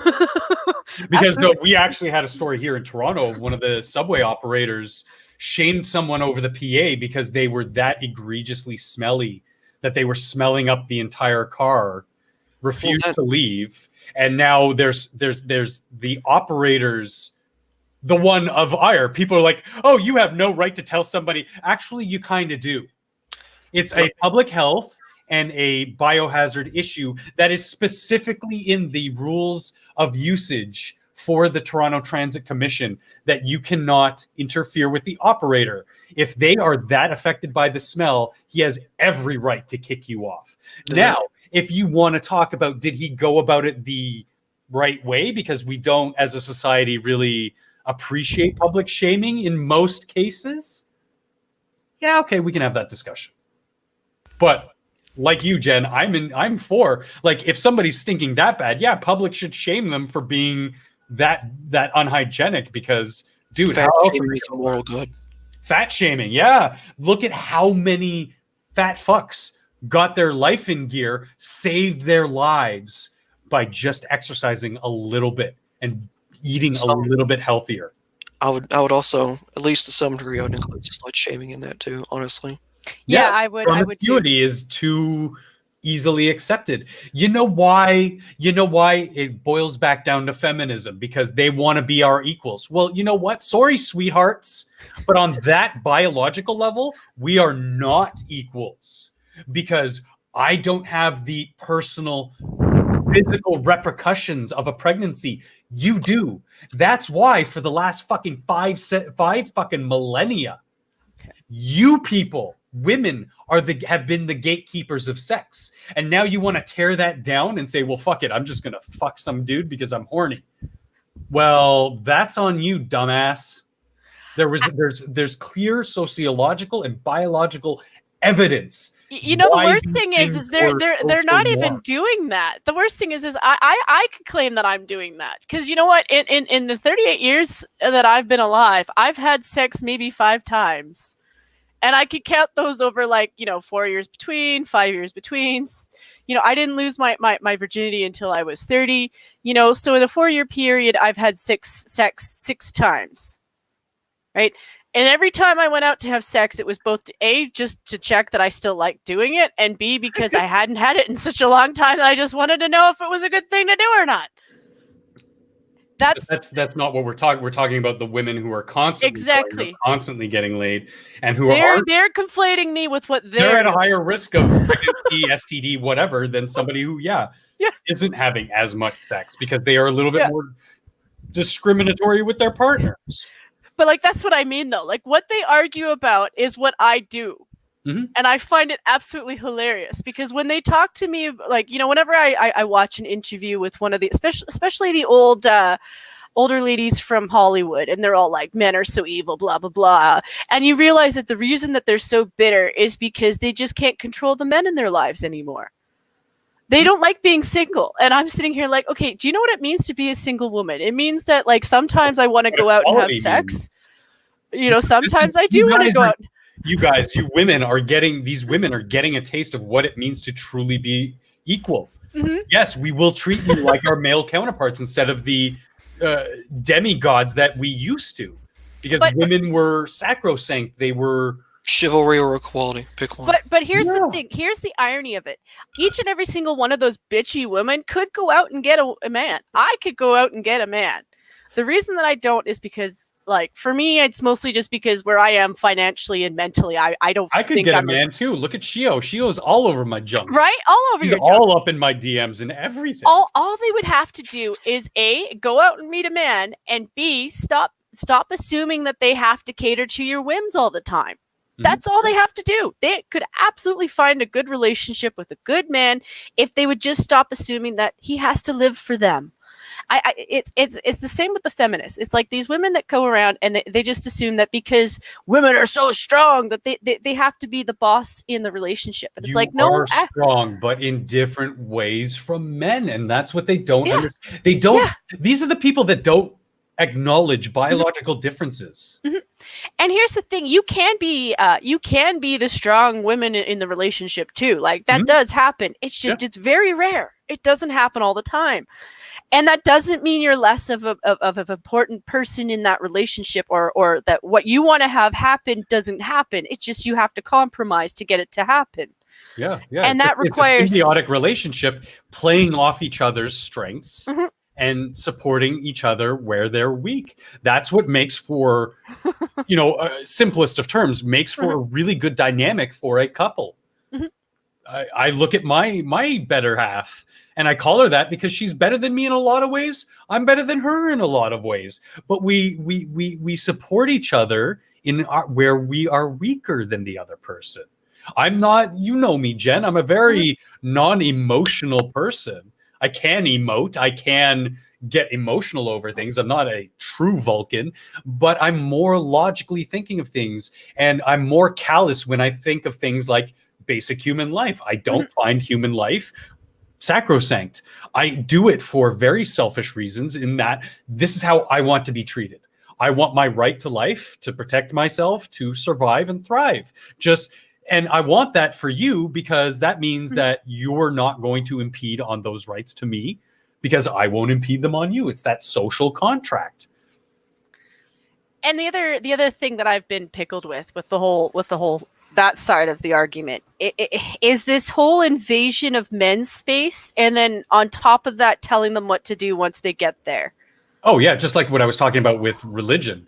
Yes, There's the invasion of the church or synagogue as far as religion marriage goes. There's invasions into society of these types of things that it's just like, oh my God, if we had proper civil discourse of this stuff, we wouldn't ever hear about this again, because the majority of people would look at a civil discourse like that and say, oh, well, I see where the logic is behind not giving these ideas credence. But instead, people are brainwashed. They're, well, it's even in their to bubbles. it's even to a sillier topic. So, like my example, I'm going to use is Star Wars. So, growing up, I always viewed Star Wars as technically being a boys' show.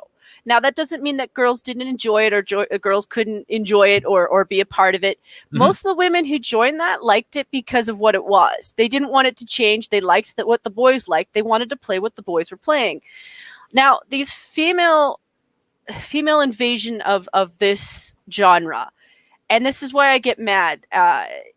Escapism in general, yeah. It's not just I want to be a part of your group, but now that I'm a part of your group, you have to play the way that I want you to play. And even the girls in that group are like, "Fuck you, no." Yeah. You don't come into the group and start telling. The actual gamer girls are coming out and saying, "You're a fucking idiot. Don't change my games." This is the problem that I'm seeing from them, and it's never ending. And I actually brought up the Joker for that reason, because I heard this stupid rumor that because the Birds of Prey movie that came out is doing shitty because they pushed a bunch of feminist propaganda, and this is a movie for women. Why aren't men seeing this movie? And everyone who knows the story that they're using for their movie is just like, you just destroyed what was a really good plot that you could have used to make a really good movie if you just stuck to the plot.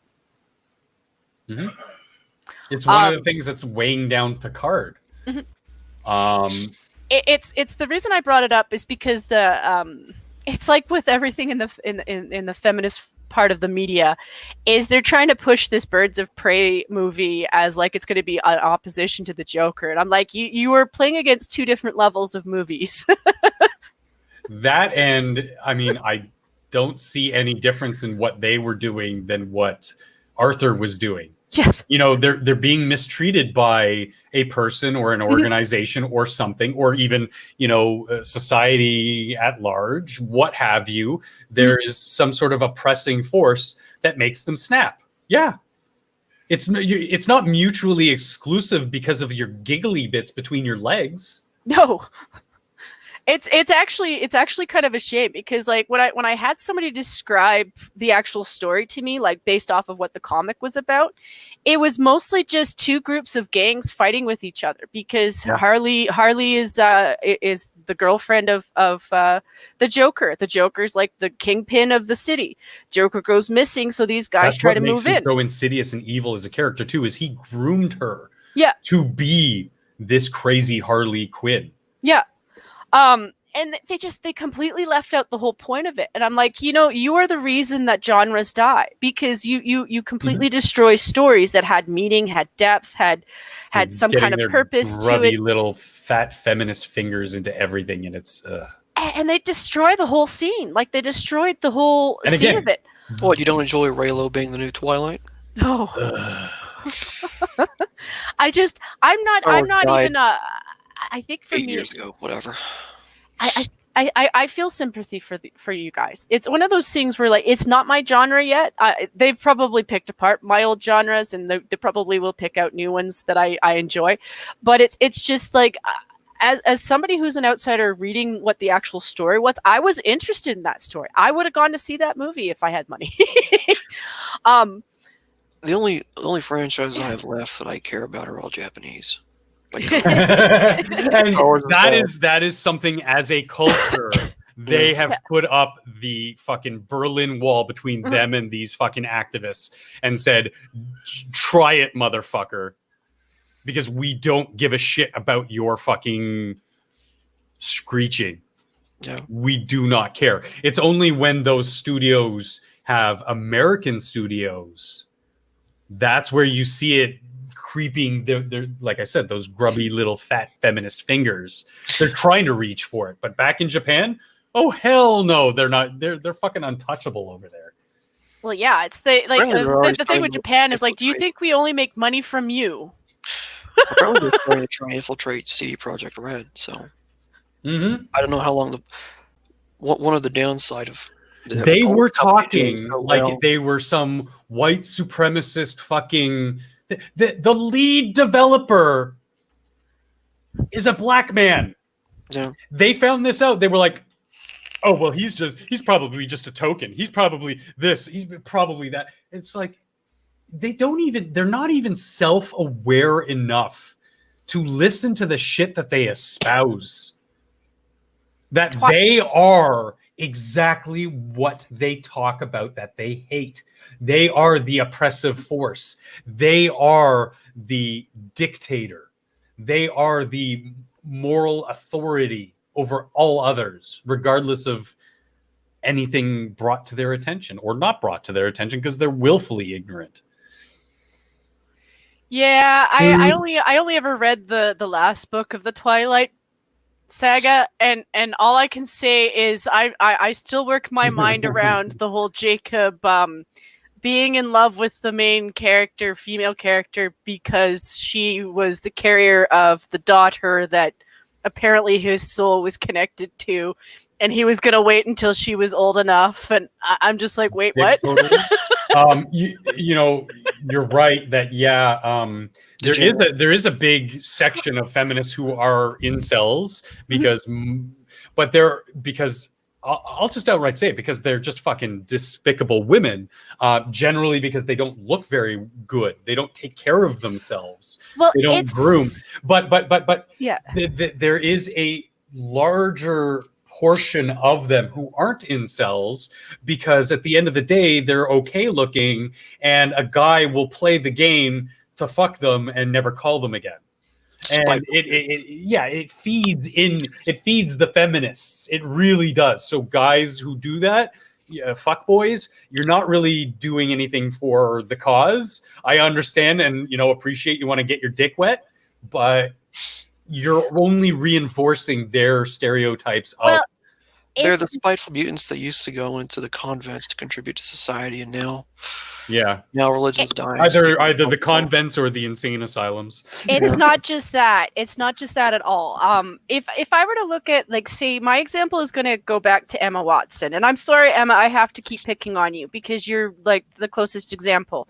Mm-hmm. So she is what I would describe as a female incel at this point, and I would say that she's a female incel at this point because since she was a child, I would say that they've been grooming her to become what she is right now. And I'm saying that this is coming from older women and women not even that much older. This is women grooming other women is what it is. Oh yeah. And very good use of the word. And the fuck boys are playing into it. That is what's going on. Because you look at her and you're like, you know what? She had a fairly good relationship with the two other actors. Like she had one with Rupert and she had one with I can't remember his name. I even think she was dating Tom Felton for a bit there. Like, I mean, it was or I'm not sure if it was her or the other redhead. I don't know. But regardless, like, it's not like she didn't grow up surrounded by boys. It's not like she didn't spend time with boys. So to go from that to what she is right now, lady, I would be looking at your life and looking at the people that talk to you and asking a lot of questions because you've been groomed your entire life. It's not the men in your life doing it to you. I'm not saying there aren't men that weren't looking at you and saying disgusting things because they do. I mean, you're on a photo. Men do that sometimes. But most of the people grooming you are other women. Yeah. Exactly, Elwin. They don't just groom, they bully, but bullying is a part of the grooming. It's part of the process. You tear down and rebuild, tear down and rebuild, tear down and rebuild until the person is, lack of a better word, completely brainwashed. And it's disgusting. It's disgusting. It absolutely is disgusting. I've lost so many friends to this shit. Again, Toronto is fucking an untalked about social justice feminist capital of North America. Yeah, I've oftentimes thought of you guys as like the before Portland times. Because you were like that long before Portland came into the picture. Yeah. Yeah. I mean, it's how we got fucking cuck dough. But yeah, no, this is something that I figured out ages ago, and it's one of those things that I noticed right away with the girls that I was hanging out with. Because when I say that I was a 30-year-old virgin, like I'm not kidding. Like it would come up in conversations, and sometimes I would get admiration from other girls, and sometimes I would get shamed for it. And it was just like, well, if you're not religious, then nothing's holding you back from going out and losing your virginity. And I was like, yeah, actually, going out and having sex is what's stopping me from going out and having sex. It was one of those things where I didn't want to experience pain and then blame it on a man. And at the same time, I didn't want to go through actually going into a relationship for something that was just as petty as I just want to lose my virginity. Yeah. Again, Elwyn brings up a good point. She recently went through this stuff because she had a lot of these friends who were not necessarily feminist, but some of them were. But most of them were just the stereotypical social justice warriors. And eventually, she said, "Enough is enough. This is who I am. If I don't agree with every last thing you fucking say, there's the door to my life. You can leave, and I hope the door doesn't hit your ass on the way out." Mm-hmm. And I was like, wow. Again, talking about power, that's a power move right there. That's asserting your individuality and your strength to make the decision for yourself, to excise that. I'm having a harder time excising those types of people on social media because they have been such lifelong friends, but they don't do what her friends were doing in bullying, in trying to groom me into what they wanted in a friend. So I'm still teetering on the fence if they should start trying to do that, past them just posting their Bernie Sanders memes and their anti-conservative memes. You know, if they actually start bashing or trying to groom me or bully me, then I'll cut the ties. But, you know, for the time being, it's actually kind of funny to just sit there, read their fucking inane ramblings and move on with my life, because they're just so, again, they're so unaware of what they're saying. The fact that they are saying exactly what we say about them. Mm-hmm. And it's not oh, well, you called me this, so we call you this. It's you act exactly how you attribute to us. I get called conservative all the time. I'm like, you don't even know my values, do you? Yeah, whatever. Moving on. I think the thing for me was just, it's the type of abuse that I'm willing and not willing to put up with. So, like, don't get me wrong. I don't believe in physical abuse. The minute you use physical abuse, like that's out, you know. Yeah. Aside from self-defense or like, oops, I fell down or something, you know, accidental oops. But accidental, like Jeffrey Epstein oops. But the one that I run away from the most is always going to be mental abuse, because it's one of the ones that I can say I know the best. And it's not just bullying. It's the type of bullying. And it's not readily visible, you know. Somebody's physically punching you in the face. You're going to have a shiner. Yeah, there's physical, clear, present evidence. When it's that emotional abuse, it's a lot harder to see. Well, it's guys, also. I'm gonna have to get off. So I'll talk to you later. Sure. No worries, Fred. Have a good one. Thank you for joining us. Yeah, thank you. We're probably going to wrap up soon. Yeah, I'll probably finish my thoughts and we'll probably end it. But yeah, like, it was the type of abuse that I had for my type of bullying. So how it was when I went to grade 6 was I only had 3 people who would talk to me in the entire time that I was there. The teacher and 2 other friends. And I wouldn't even call them friends, because half the time they wouldn't hang out with me, because if they hung out with me, they got bullied for it. Sometimes the guys would talk to me. They just generally didn't, because they didn't want to get involved in a stupid fight. Mm-hmm. But it was just, no one would talk to me.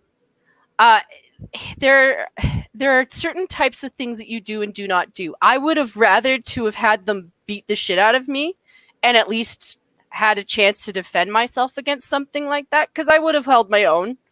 I know you're not supposed to, but I would have held my own anyway. But that broke me, because I was always stuck in this position of not knowing what it was that I did. You know, if anything, yeah, but you're left with that sort of feeling. What did I do? What did I do? You know, so when I learned that so early in life, it was just one of those things that you realize that women are really good at it. Like we are designed with that in mind, because, you know, half the time when you look at where we were in life, we were weaselly. We had to be weaselly to really survive in certain situations. And it's not different for men. It's just the way that women went about it was very different. So that calculated ability to know how to destroy a person, a woman learns that really quickly from their mom, sometimes from their dad. But when they're good at it, they will destroy you. And I you know, you learn that really early when you're a girl. Boys don't necessarily learn that until maybe their first or second girlfriend, unless they've had warnings from, like, you know, other men. But even then, again, that sort of emotional bullying, abuse, it's not easily identified. No. With people who are really good at it, you can go quite a while in an abusive relationship like that without even knowing that you've been abused. Yeah, it goes for men or women. It just I've gone through that myself as a man, as a stronger man. I've gone through that.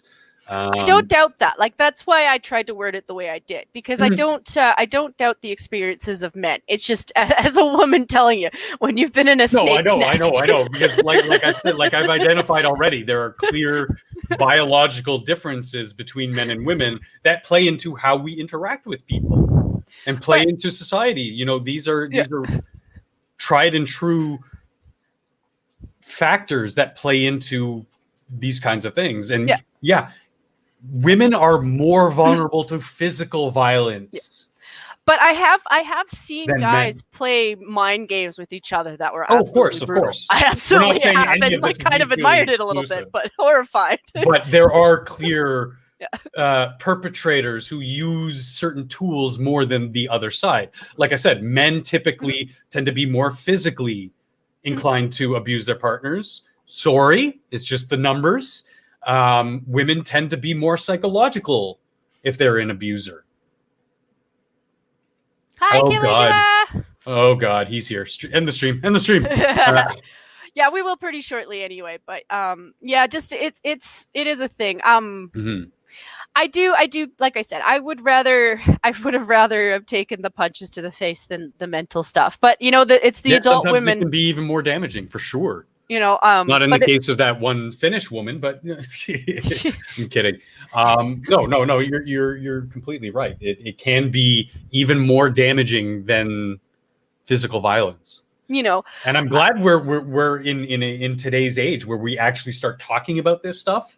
We just need to get through the haze of the feminists, the incels, all these crazy people saying, "Well, no, it's us. No, it's us. No, it's everybody." And the severity of which is not on a gender basis; it's on an individual basis.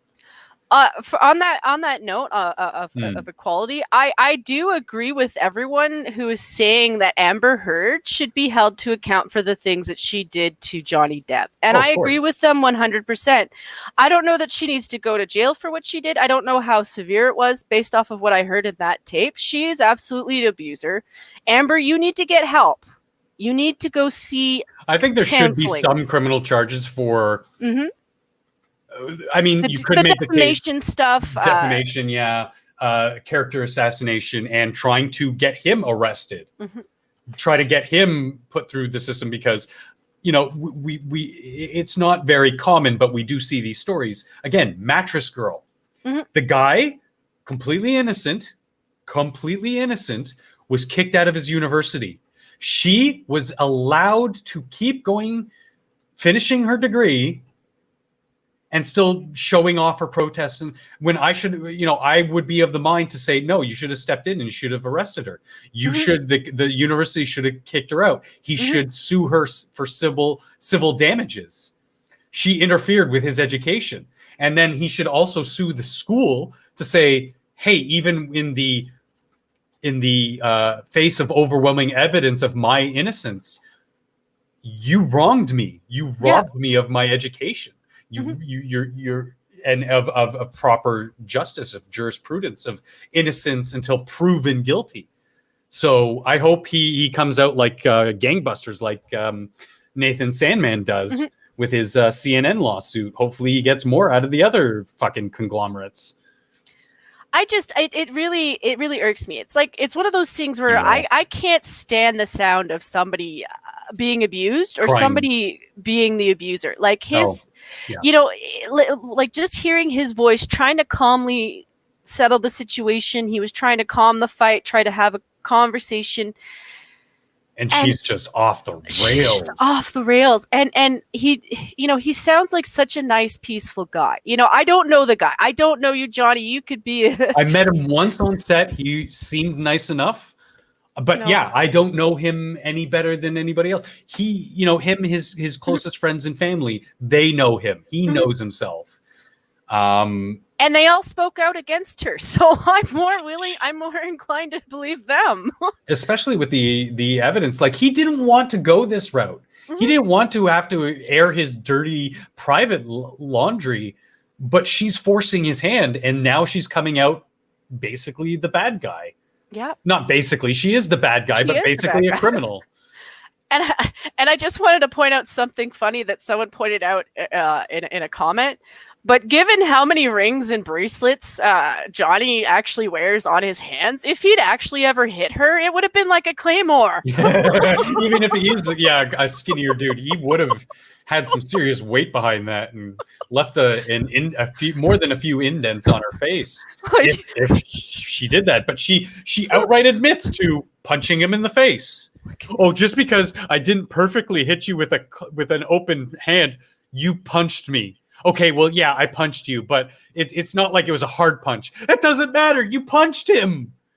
You lied about him punching you, even though you were the one punching him. Okay, story's over. You're a fucking lying bitch. And that's the point, though. Like, that was the whole funny thing. She's just like, "Oh, I hit you. I just hit you." And I'm just sitting here like, you do realize that even if he's a man, hitting him still hurts, right?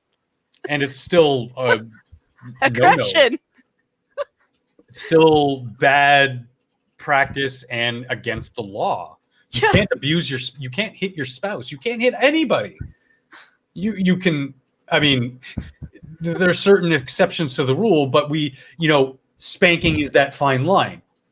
You can spank, you can correct the child. You can't abuse or beat the shit out of your child. There's a difference. There's a clear difference. Some people don't know that difference. It's like, even in S&M, they have safe words. Yeah.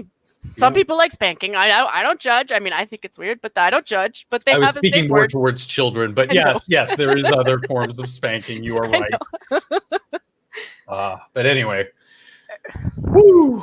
Yeah, we should probably end. We kind of made up for the lack of my presence by doing a 3.5-hour stream. Again, I'm sorry to first and foremost you for not being able to communicate ahead of time that I wasn't going to be able to make it, and just kind of left you hanging. And I'm sorry to anybody who was missing out on the show the last few episodes because of that. It's not, I wasn't just playing hooky. I was sick, and sometimes that's going to happen. Hopefully it'll be very few and far between, but this is why I hate to keep bringing him up, but this is why Monkey does what he does. He does it on his time because he knows that his conditions can sometimes it's been hard for him. He makes it a point. Like, he's very stringent on making it for Lords of the Night, but he's confided in me that, not in me, but his audience, that yes, sometimes it is a little bit harder because of how he feels. You can hear it in his voice. He's very upfront. Hey guys, today's kind of a bad day for me. It's, it is what it is. I'm not going to harp on it, and it's very similar to what I go through. So all I can do is come back, talk with my co-host, and tell you guys that, yeah, I'm sorry, I missed you guys. I miss streaming. I miss ranting into the void, as it were, and bouncing our ideas off each other, because, hey, we started off very confrontational, very into the thick of a debate about what's going on here in Canada. But at the end of the day, we're still going to remain we're still going to have solidarity as Canadians, and as people who are, for lack of a better word, are in business together, a business of a stream, to talk about things. And that's exactly why we have it, and that's exactly why we like each other in this format, is because, yeah, we don't agree on everything, and we can have some good, logical, well thought out back and forth. And we can expose where we have common ground. I don't know. Tell me if I'm wrong. Well, I don't have a problem with that. I do think we might need to get a third person, just on the off chance that, like, one of us is missing or something. It's anybody in the audience who knows anybody who's free during, like, the day. It's just, on the off chance, we really should a regular third. Yeah, a regular third, just because it's good to have an extra person, just like, A, in case one of us needs to mediate, or B, in case one of us can't make it. It's just I am trying to look for somebody, but everyone apparently either has a job or they have a life. Prior obligations. Yeah, no. I mean, it is kind of tough. No, it is. And it's not, like I said, it's not an attack on you or even me, because, like, I've had a couple of times where I couldn't make it either. It's just, because you don't really plan to get sick. You can't really predict when that's going to happen. It's just better to have a backup. And yeah, I'm wide open about the fact that I do have this condition. And yeah, again, literally, we walked in the door, I put down what groceries I was carrying, and almost didn't make it to the bed because of the amount of pain. My body was like, you have to shut the fuck down, or like, I don't even know, as somebody who's suffering from this, your body is just like, no, this is too much. Shut it down until your body can adjust, heal, what have you. The thing subsides, and then, yeah, in a couple hours I'll be back to my normal self. It's just, I feel terrible about not being able to tell you, even right at 5 o'clock my time, right at that time, hey, I can't make it, or ahead of time, like, hey, I can't make it. It's, I have full intention of making it to our shows every time, but when it gets to a severe enough point where, no, I just can't make it, and I can't convey that, I feel awful. Yeah, I got lucky the last couple of times, because at least Elwyn was there. I was like, well, I mean, worst case scenario, I could always help her in. And we were going to joke about making her I'm not real functional. Kind of like the I'm not real butter, as like a joke, Yeah, I mean, full license. Like, again, because of the way our setup is, we can't really be streaming on the same stream at the same time. There'll be a lot of echoing. However, anytime she wants to come on, and I'm giving you both fair warning. Like, that would not offend me. In fact, that would be a benefit to me to have a filler who's right there on ground level with my condition, to say, hey, he's passed out on the couch, I can't wake him, he was in so much pain, blah blah blah blah, whatever. I'll come on, I'll talk with Jen, we'll have it'll be girls' night. I mean, obviously, I'll give you a little bit of time, because I know she's adjusting to new pills, which I can't imagine, because I don't have to take pills. Usually, if I'm taking pills, it's probably I've got pneumonia and bronchitis at the same time. So that's why I'm a little bit nervous about things like the coronavirus. It's not like I'm not worried about all the other viruses I could get. It's just another one of those ones where I'm like, if I get that, I probably will die. Yeah. So, but yeah, I'll have to have her on one of these days anyway. Like, it's I keep meaning to have a ladies day. I just don't know who else to bring in. Like, I wanted to bring on Vanilla Bear, and then I don't know how I'm going to kidnap Squishy from Satsu, because she would have to use his computer to do it. But I want to kidnap her for an interview. So you guys in the chat, I think after this we'll probably call it. Yeah. But I want you guys to help me put pressure on Satsu to give me an hour with Squishy, and we'll just have like a fun time with Squishy. Not to say that he can't be there. Like, I would love it if he was there too. But I just think although, you know, if you had me and him on the same stream, we'd just devolve to talking about Monster Hunter. Probably. Let's be frank. And then you two would start talking about Animu, and Squishy and I'd kind of be like, yeah, you fucking weed. Did you know she plays? She does play the Ark on. I think she plays it on Satsu's PlayStation. PlayStation, that was it. Yeah, but it's one of those things I really want to play. I really wanted to play Ark with her. It was one of those things where, like, when you've got a group of girls who with their husbands, they play somewhat of the same games. Like, I love the girls and the guys who as husband and wife played WoW together. I always thought that was once we can swing it. We're gonna upgrade the memory in Elwyn's computer, and she's gonna join us on Ark for sure. It's just a matter of we can't really afford 8 gigs of RAM right now. It's $50, but when you're, don't want to talk about it too much, but when you're strapped, it's not really a luxury you want to just go out and afford, just in case. You know, again, coming full circle back to personal accountability and responsibility. It's sort of like, yeah, but what if shit happens and we need that $50 for something? What if there's an emergency that we need to take an Uber somewhere and we use that money for the memory? Just thinking aloud. We wouldn't have that, so we're trying to be a little bit responsible on that aspect. I'm being an ass here, but Elwyn, now would be a good time to share that StreamYards. Maybe someone can throw you an extra 10 or something, and you can put it in a jar. Yeah, you know what? I'm gonna make that as my goal for Saturday's stream, which will lead us into that. Guys, come back Saturday stream on my channel, the functional channel that Elwyn's been so kindly shilling in the chat. If you're not, if you're here, you're probably sub to Jen's, sub to her as well, for sure, because we both take turns hosting this show. Saturday, 5 p.m. Eastern on my channel. And I'll make that a goal. Maybe, we'll get a little something and together, and maybe people will be nice and afford Elwyn some RAM so that she can join us in the gaming world. Yeah, I don't mind. I don't mind pitching for that. Like, I'm broke too. January, just like don't again, Jen. If you don't have the money, don't.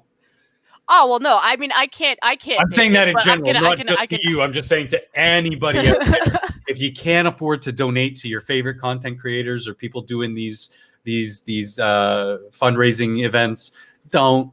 Yeah. Everybody realizes, you got to look after yourself first. But when you do donate, people are so thankful, and but yeah, that leads us to the end, I guess. Yeah, I will peace out now. Later, guys. Don't give a shit. I can't wait to make tacos.